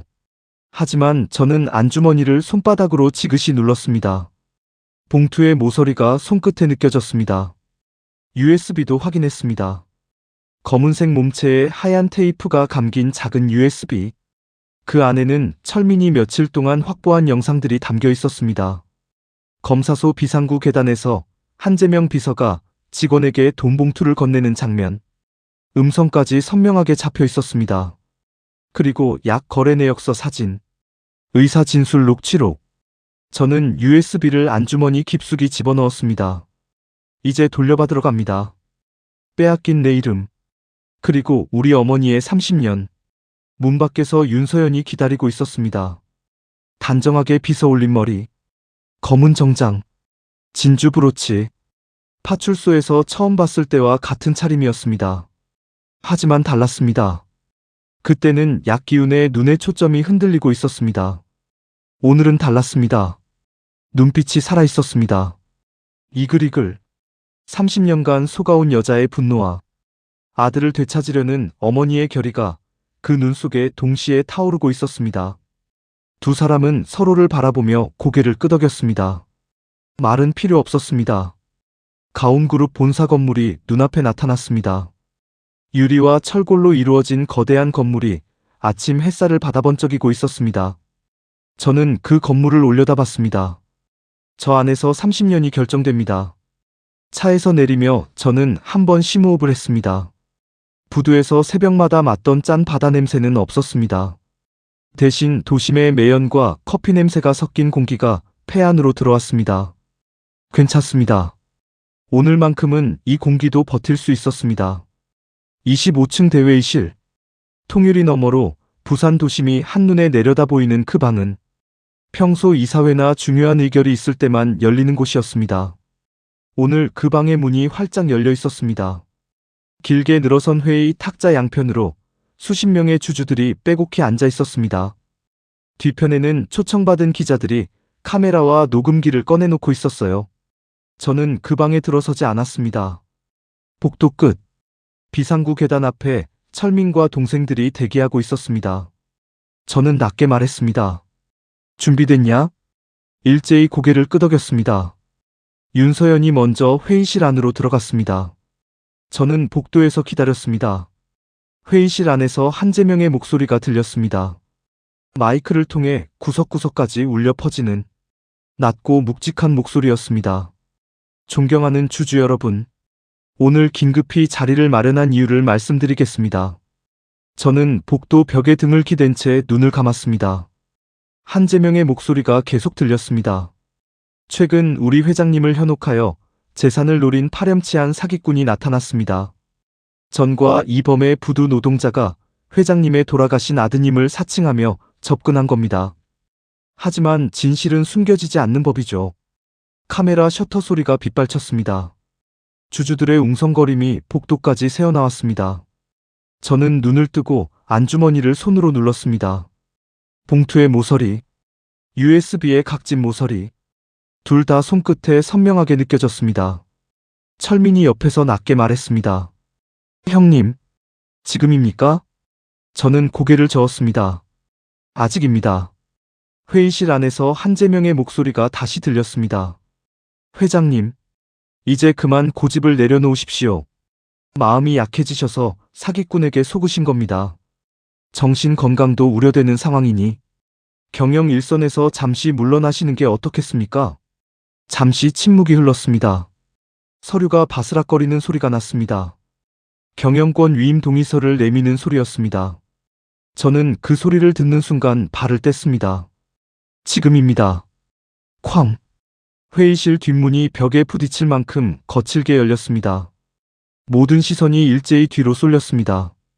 저는 문 앞에 섰습니다. 회의실 안이 순간적으로 조용해졌습니다. 수십 명의 눈이 저를 향했습니다.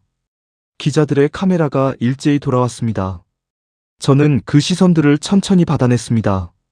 시멘트 가루 대신 검은 수트였습니다. 낡은 안전화 대신 깔끔한 구두였습니다. 하지만 얼굴의 흉터는 그대로였습니다. 손에 굳은 살도 그대로였습니다.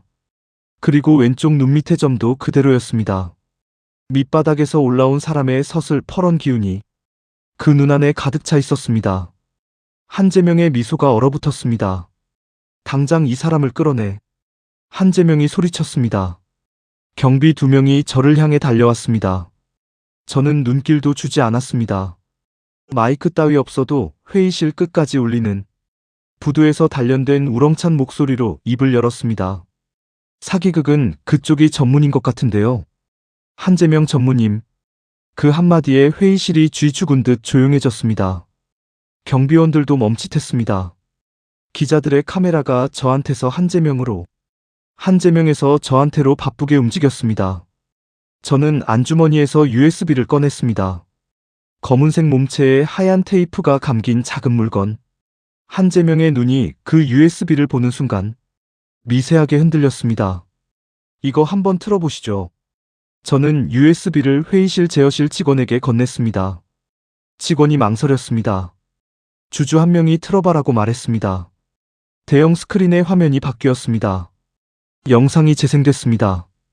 화질은 좋지 않았지만 내용은 선명했습니다. 검사소 비상구 계단. 콘크리트 벽 사이 좁은 공간에서 양복 입은 남자가 흰 가운을 입은 직원에게 두툼한 봉투를 건네고 있었습니다. 음성이 흘러나왔습니다. 박도준과 윤서연 샘플. 무조건 친생자 관계 불일치로 받아. 결과만 가져오면 나머지 돈도 바로 입금한다. 양복 남자의 얼굴이 비상등 불빛에 드러났습니다. 한재명의 비서였습니다. 회의실이 벌집을 쑤셔놓은 듯 술렁거렸습니다. 주주들이 자리에서 일어섰습니다. 기자들이 앞다투어 카메라를 들이밀었습니다. 한재명의 얼굴이 벌겋게 달아올랐습니다. 이건 조작이야. 저놈이 만들어낸 가짜 영상이라고 악을 쓰며 스크린을 가리켰지만 저는 멈추지 않았습니다. 품 안에서 두툼한 서류 봉투 2개를 더 꺼냈습니다. 갈색 봉투 위에는 각각 대학병원의 직인이 선명하게 찍혀 있었습니다. 당신이 손대지 못한 곳에서 받은 진짜 결과지입니다. 저는 봉투를 뜯었습니다. 손이 떨렸습니다.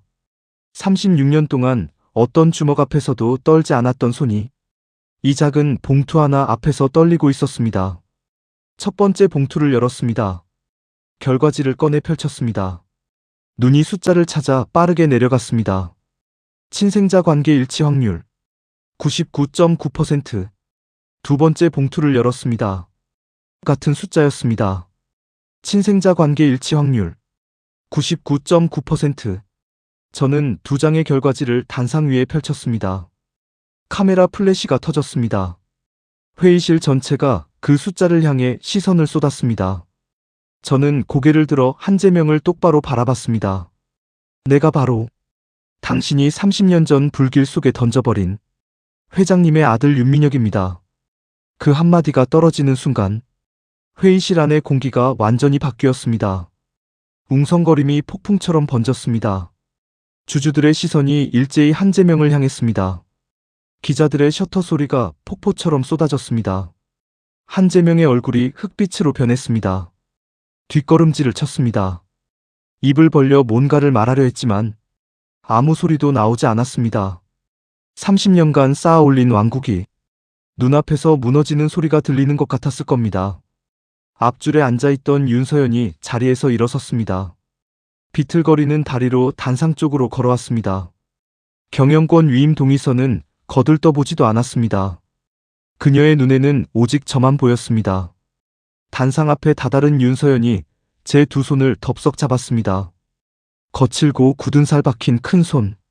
그 손을 2 손으로 감싸주며 윤서연의 눈에서 참아왔던 눈물이 줄줄 흘러내렸습니다. 30년 전 3살배기 아이가 쥐고 있던 막대 사탕만 한 그 작은 손이 이렇게 커졌습니다. 내 아들. 윤서연의 목소리가 마이크에 실려 회의실 전체에 울려 퍼졌습니다. 내 아들이 맞습니다. 윤민혁. 내 아들이 살아 돌아왔습니다. 그 울음소리에 기자도 주주도 경비원도 아무 말을 하지 못했습니다. 카메라 셔터 소리만이 침묵 속에서 쉴 새 없이 울렸습니다. 그때였습니다.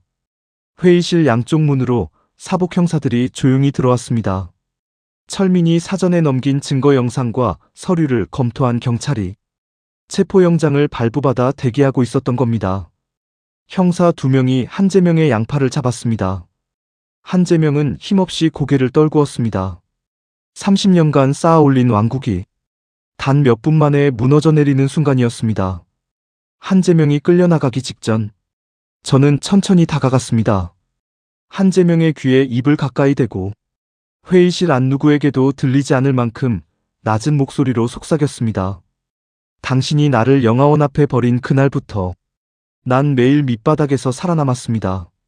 왜 살아야 하는지도 모른 채 그냥 죽지 않으려고 버텼어요. 저는 잠깐 멈췄다가 말을 이었습니다. 근데 있지 않습니까? 그 덕분에 제가 이렇게 단단해졌습니다. 고맙습니다. 한재명의 몸이 미세하게 떨렸습니다. 하지만 저는 이미 돌아서고 있었습니다. 형사들이 한재명을 회의실 밖으로 데리고 나갔습니다. 한재명의 구두 소리가 복도에서 점점 멀어졌습니다. 마침내 아무 소리도 들리지 않게 되었을 때 저는 윤서연을 향해 돌아섰습니다. 윤서연이 거기 서 있었습니다. 눈물로 범벅이 된 얼굴. 하지만 30년 만에 처음으로 안개가 거친 듯 맑아진 눈이었습니다. 저는 소매로 윤서연의 젖은 뺨을 투박하게 닦아줬습니다. 곱게 쓰다듬는 법을 몰라서 거친 손으로 눈물을 문지르듯 닦는 게 전부였습니다. 하지만 윤서연은 그 서툰 손길에 다시 눈물이 차올랐습니다. 저는 입술을 달싹였습니다. 혀끝에서 30년간 한 번도 불러본 적 없는 2 글자가 맴돌았습니다. 평생 입 밖으로 내본 적 없는 단어. 한 번도 불러보지 못한 단어는 쉽게 입에 붙지 않습니다. 하지만 오늘은 달랐습니다. 목소리가 갈라졌습니다. 눈시울이 벌겋게 물들었습니다. 하지만 저는 끝까지 말을 이었습니다. 엄마, 이제 집에 가요. 윤서연이 제 품에 안겼습니다. 검은 수트 위로 그녀의 눈물이 번졌습니다. 저는 움직이지 않았습니다. 한 번도 안아본 적 없는 사람을 안는 법을 모르는 것처럼 서툴고 어색하게, 하지만 그 어떤 포옹보다 단단하게 투박한 두 팔로 어머니를 감싸 안았습니다. 회의실의 수십 명이 그 장면을 지켜봤습니다. 아무도 입을 열지 않았습니다. 카메라를 들고 있던 기자조차 셔터를 누르지 못하고 그저 두 사람을 바라보고 있었습니다. 25층 통유리 너머에 햇살이 비스듬히 들어와 두 사람의 어깨 위에 내려앉았습니다.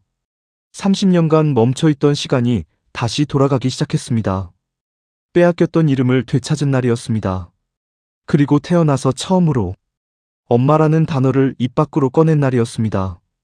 주주총회장이 아수라장이 된 그날 이후 세상은 빠르게 돌아갔습니다. 한재명이 현장에서 긴급 체포된 뒤 검찰로 넘겨졌습니다. 수사가 시작되자 30년간 감춰져 있던 추악한 진실이 줄줄이 쏟아져 나왔습니다. 저는 그 모든 과정을 멀찍이서 바라봤습니다. 뉴스에서 한재명의 이름이 나올 때마다 고시원 방 천장을 바라보며 생각했습니다. 30년입니다. 그 인간이 쌓아올린 왕국이 30년이었습니다. 그리고 그것이 무너지는 데는 단 하루도 걸리지 않았습니다. 수사 결과가 하나씩 드러나기 시작했습니다. 첫 번째, 30년 전 화재 당일 한재명이 3살배기 저를 불길 속에서 꺼내 영화원 앞에 버린 혐의, 신원 미상의 유고를 저의 것이라고 신고한 혐의, 그리고 장례까지 직접 치른 혐의, 유기죄, 사문서 위조죄, 허위신고죄. 두 번째, 윤서연 회장에게 수년간 안정제라 속이며 판단력을 흐리는 약물을 투여해온 혐의. 담당 의사가 검찰 조사에서 모두 자백했습니다. 한재명이 처음 접근했을 때 거절했더니 자신의 오래된 비리를 빌미로 협박을 당했다고 했습니다. 어쩔 수 없이 수년간 약을 구해다 줬다고 눈물을 흘리며 진술했습니다. 감금죄, 약물 투여에 의한 강요죄. 세 번째, 유전자 검사 결과를 돈으로 조작한 증거인멸 혐의. 검사소 직원이 검찰 조사에서 봉투를 받은 사실을 인정했습니다. 철민이 찍어두었던 비상구 영상이 결정적인 증거가 됐습니다. 증거인멸죄, 위계에 의한 공무집행 방해죄. 네 번째, 가온그룹 경영권을 빼돌리기 위한 수백억 원대의 횡령. 30년간 그룹 실권을 쥐면서 자신의 명의로 빼돌린 자산이 수사 과정에서 드러났습니다. 페이퍼 컴퍼니, 해외 계좌, 부동산 차명 등록, 특정경제범죄 가중처벌법 위반. 한재명이 쌓아올린 왕국은 그가 저지른 범죄의 무게를 이기지 못하고 한꺼번에 무너져 내렸습니다. 뉴스에서는 연일 관련 기사가 쏟아졌습니다. 가온그룹 전무이사 한재명, 30년 전 회장 아들 유기 혐의로 구속. 대기업 임원이 수년간 회장에게 약물 투여, 경영권 빼앗으려 했나? 저는 그 기사들을 읽으면서 이상하게도 통쾌하지 않았습니다. 통쾌해야 할 것 같았는데 막상 그렇지 않았습니다. 30년이 억울했습니다. 지금도 억울합니다. 하지만 그 억울함이 한재명이 잡혀간다고 해서 깨끗하게 사라지지는 않았습니다. 영화원에서 보낸 차가운 밤들은 여전히 제 기억 속에 있습니다. 전과자라는 낙인을 달고 살았던 시간들도 여전히 제 몸속에 새겨져 있습니다. 그것은 한재명이 철창 안으로 들어간다고 해서 지워지는 것이 아니었습니다. 그래서였을 겁니다. 제가 법정에서 한재명을 마주했을 때 분노 대신 다른 감정이 먼저 올라온 건 재판은 석 달에 걸쳐 진행됐습니다. 한재명은 끝까지 발뺌하려 했습니다. 화재는 사고였을 뿐이라고, 아이가 죽은 줄 진심으로 믿었다고, 약은 정말 안정제라고 생각했다고, 횡령은 회사를 위한 결정이었다고. 변호인이 내세우는 논리가 바뀔 때마다 방청석에서 탄식이 흘러나왔습니다. 하지만 철민이 확보한 비상구 영상, 약 거래 내역서, 의사 진술 녹취록, 두 대학병원의 유전자 검사 결과지, 그리고 30년 전 화재 당일 CCTV 복원 영상까지. 한재명의 변명은 증거 앞에서 종이처럼 찢겨나갔습니다.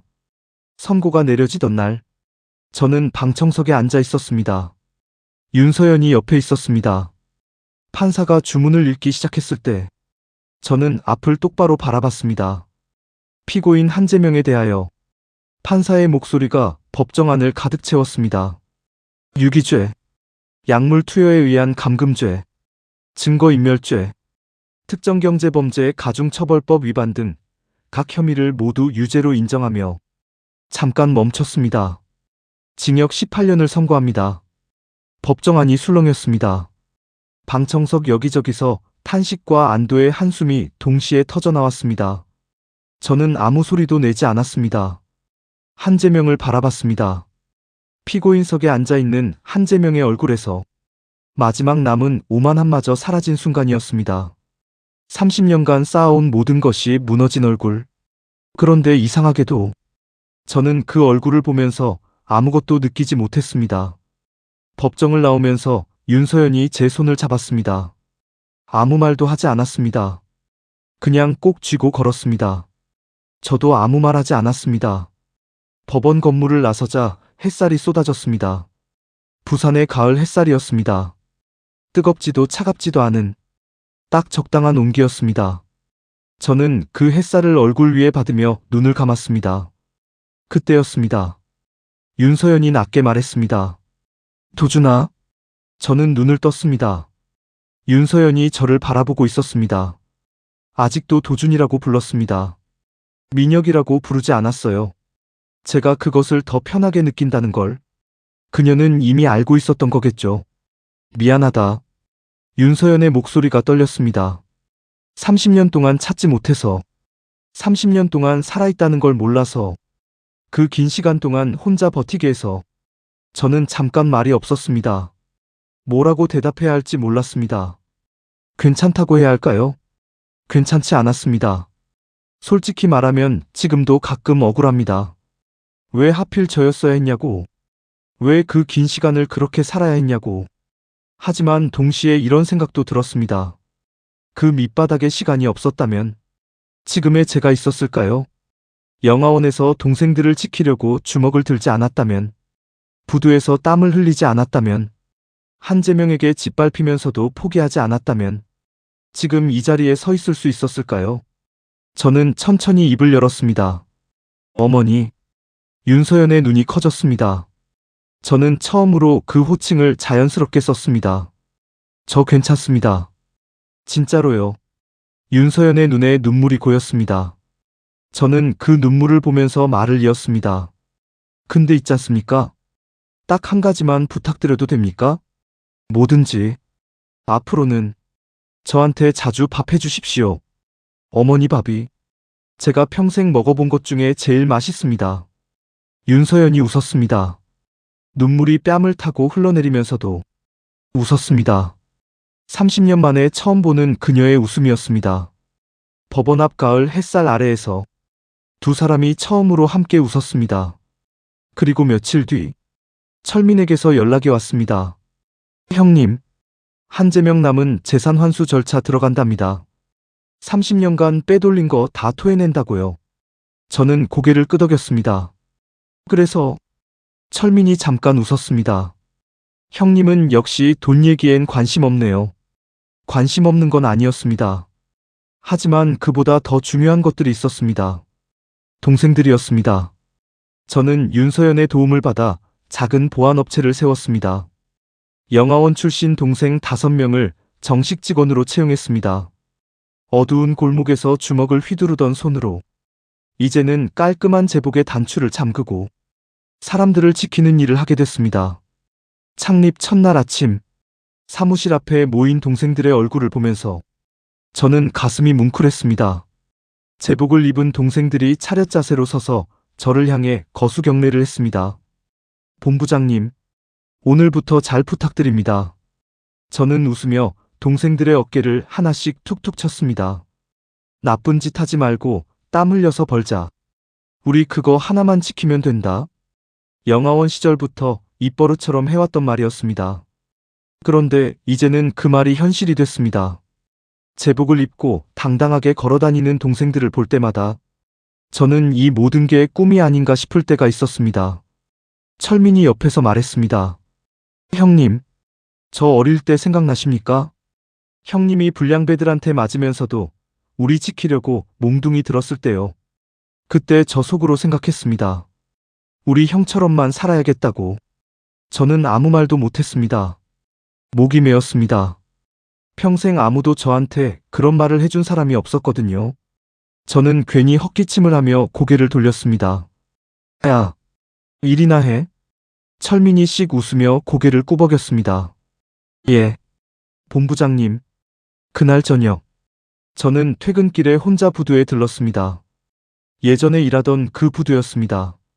해가 지면서 수평선이 붉게 물들고 있었습니다. 갈매기들이 울면서 날아다녔습니다.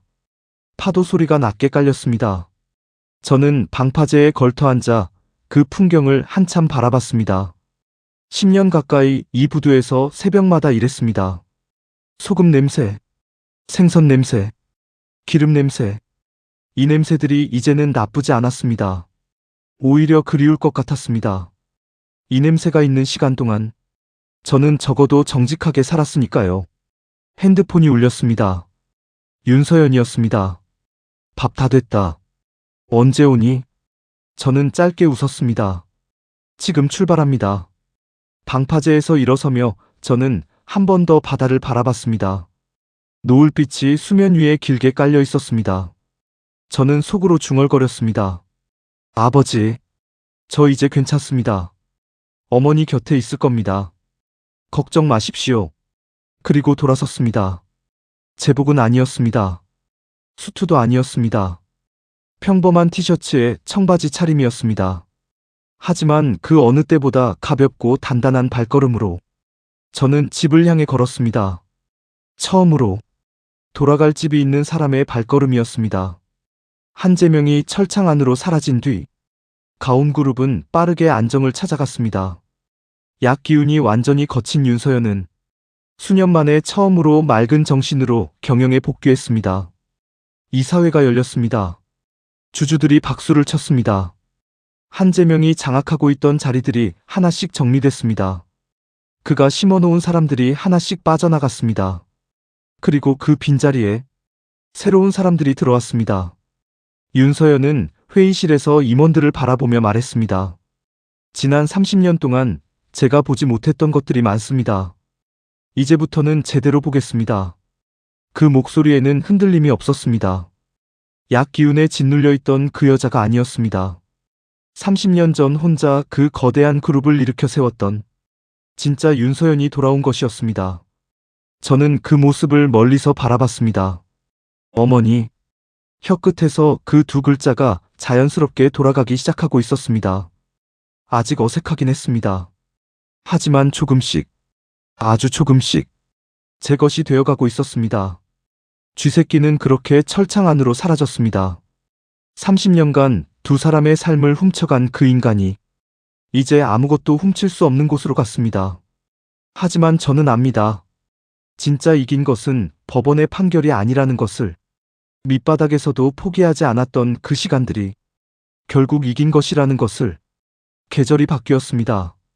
겨울이 지나고 봄이 왔습니다. 부산의 봄은 서울보다 조금 일찍 옵니다. 해운대 바닷바람이 아직 차갑긴 해도 골목 담장 너머로 매화가 피어나고 항구 주변 벚나무들이 하나씩 꽃봉오리를 터뜨리기 시작할 무렵이었습니다. 저는 그 봄을 처음으로 제대로 느꼈습니다.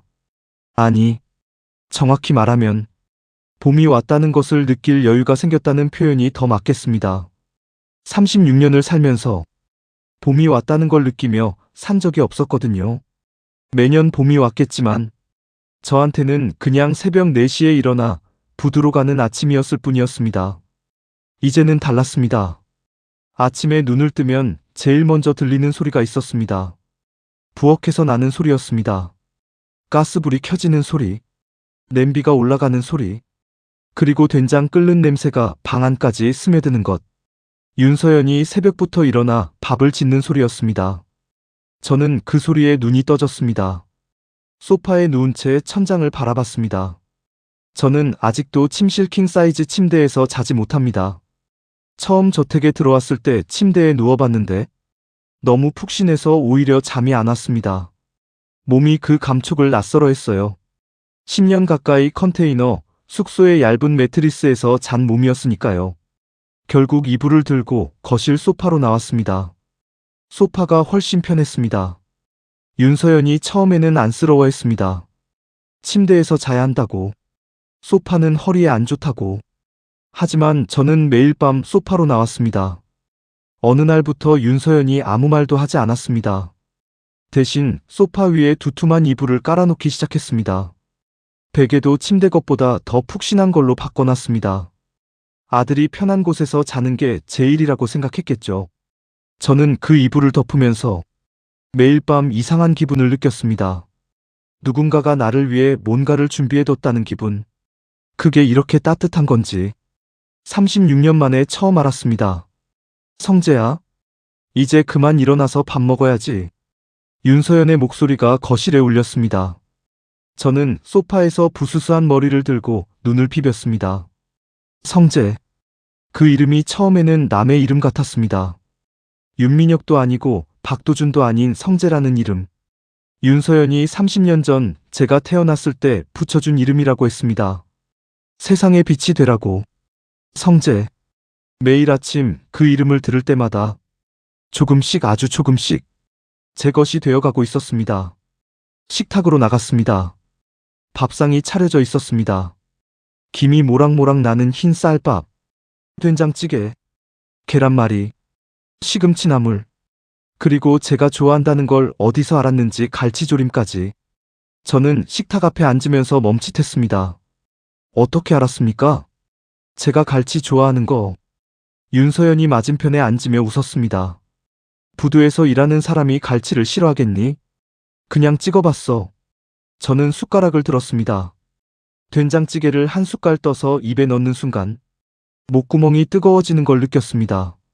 맛 때문이 아니었습니다. 누군가가 저를 위해 새벽부터 일어나 끓여준 찌개의 온기가 숟가락을 타고 몸 안으로 들어오는 느낌이었습니다. 평생을 편의점 삼각김밥과 컵라면으로 끼니를 때우던 사람에게 이 온기가 무엇인지 36이 되어서야 처음 알게 됐습니다. 울컥하는 마음을 꾹 눌렀습니다. 괜히 헛기침을 하며 밥그릇을 비웠습니다. 윤서연은 맞은편에서 그 모습을 가만히 바라봤습니다. 아무 말도 하지 않았습니다. 그냥 바라봤습니다.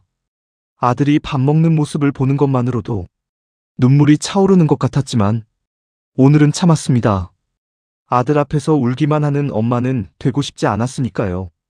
밥을 다 먹고 나서 저는 설거지를 했습니다.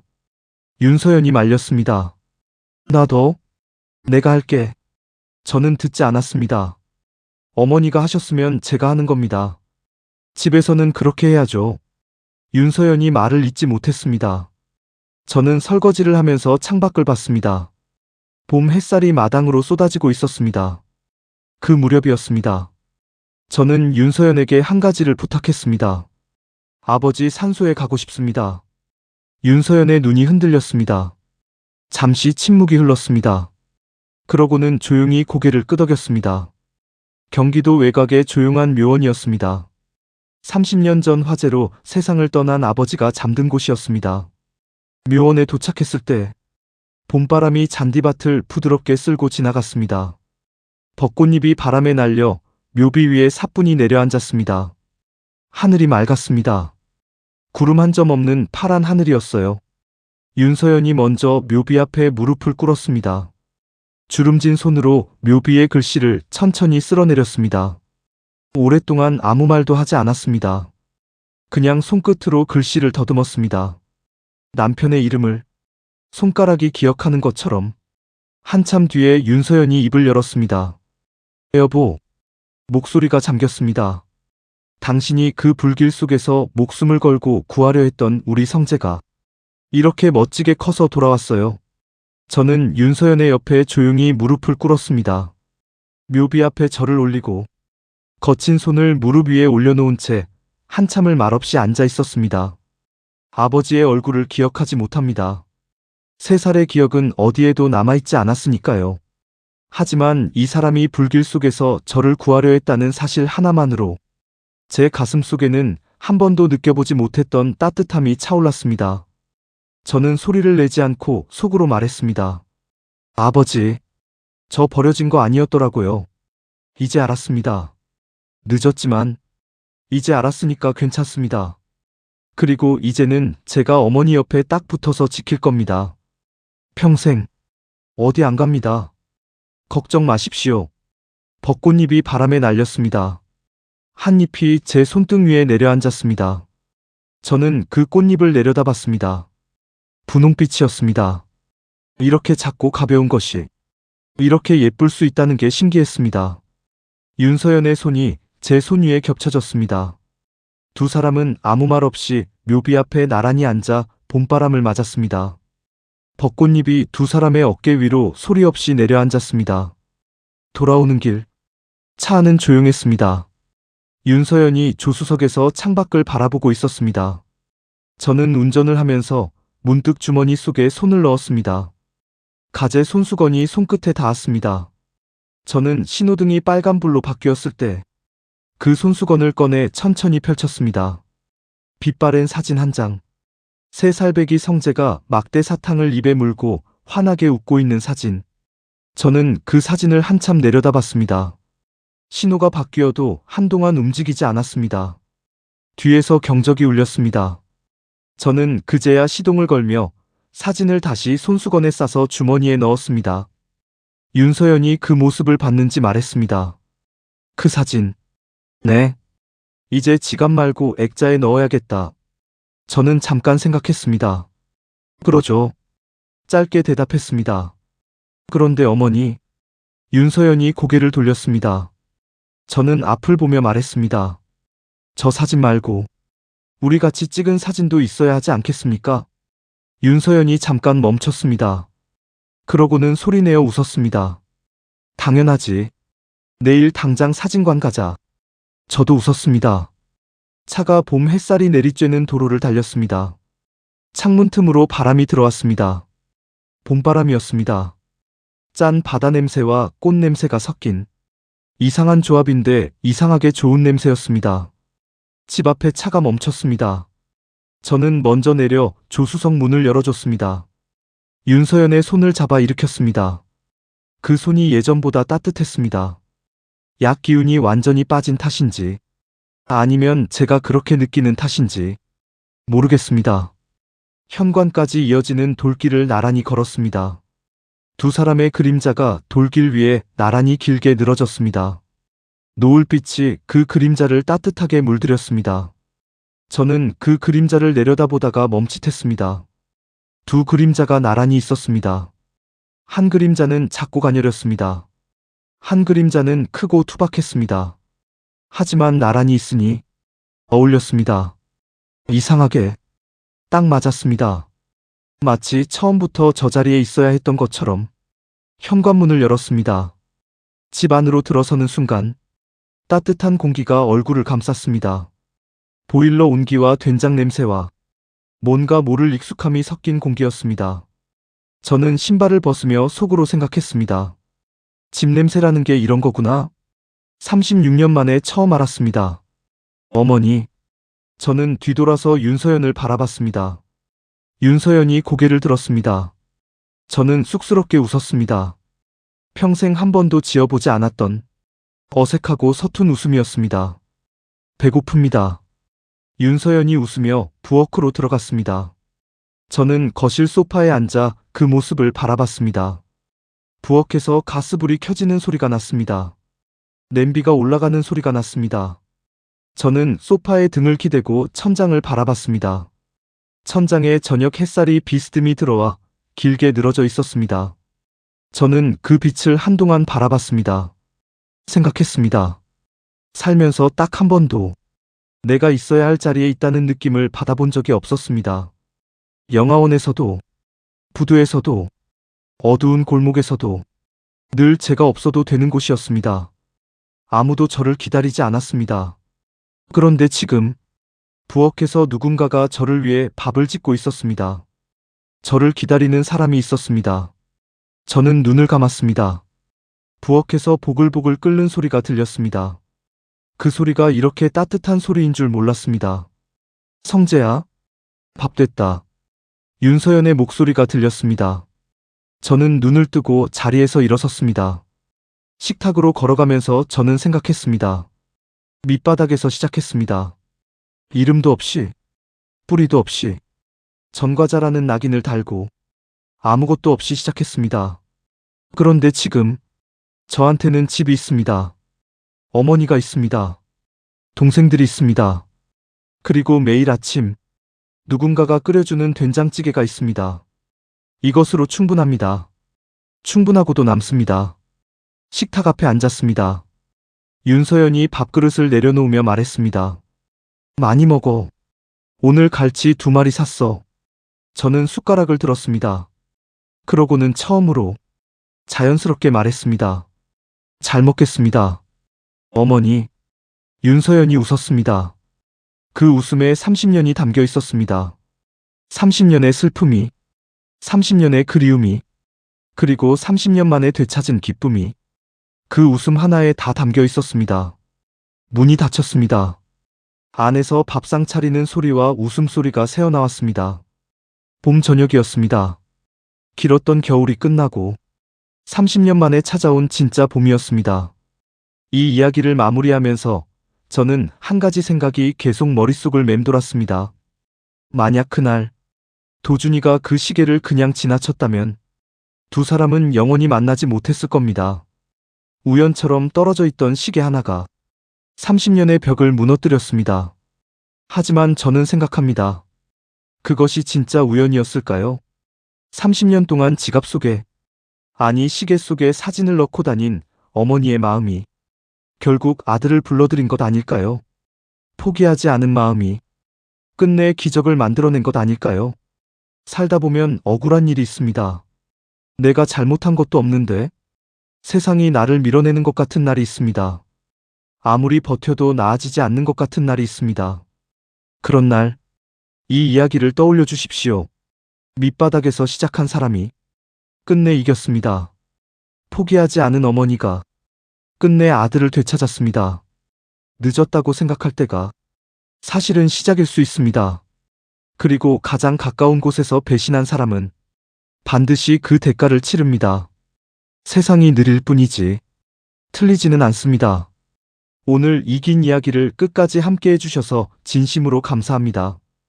이 영상이 공감되셨다면 구독과 좋아요 한 번씩만 눌러주십시오. 그리고 주변에 억울하게 살고 있는 분이 계시다면 이 영상을 꼭 전해주십시오. 더 좋은 이야기로 다시 찾아뵙겠습니다.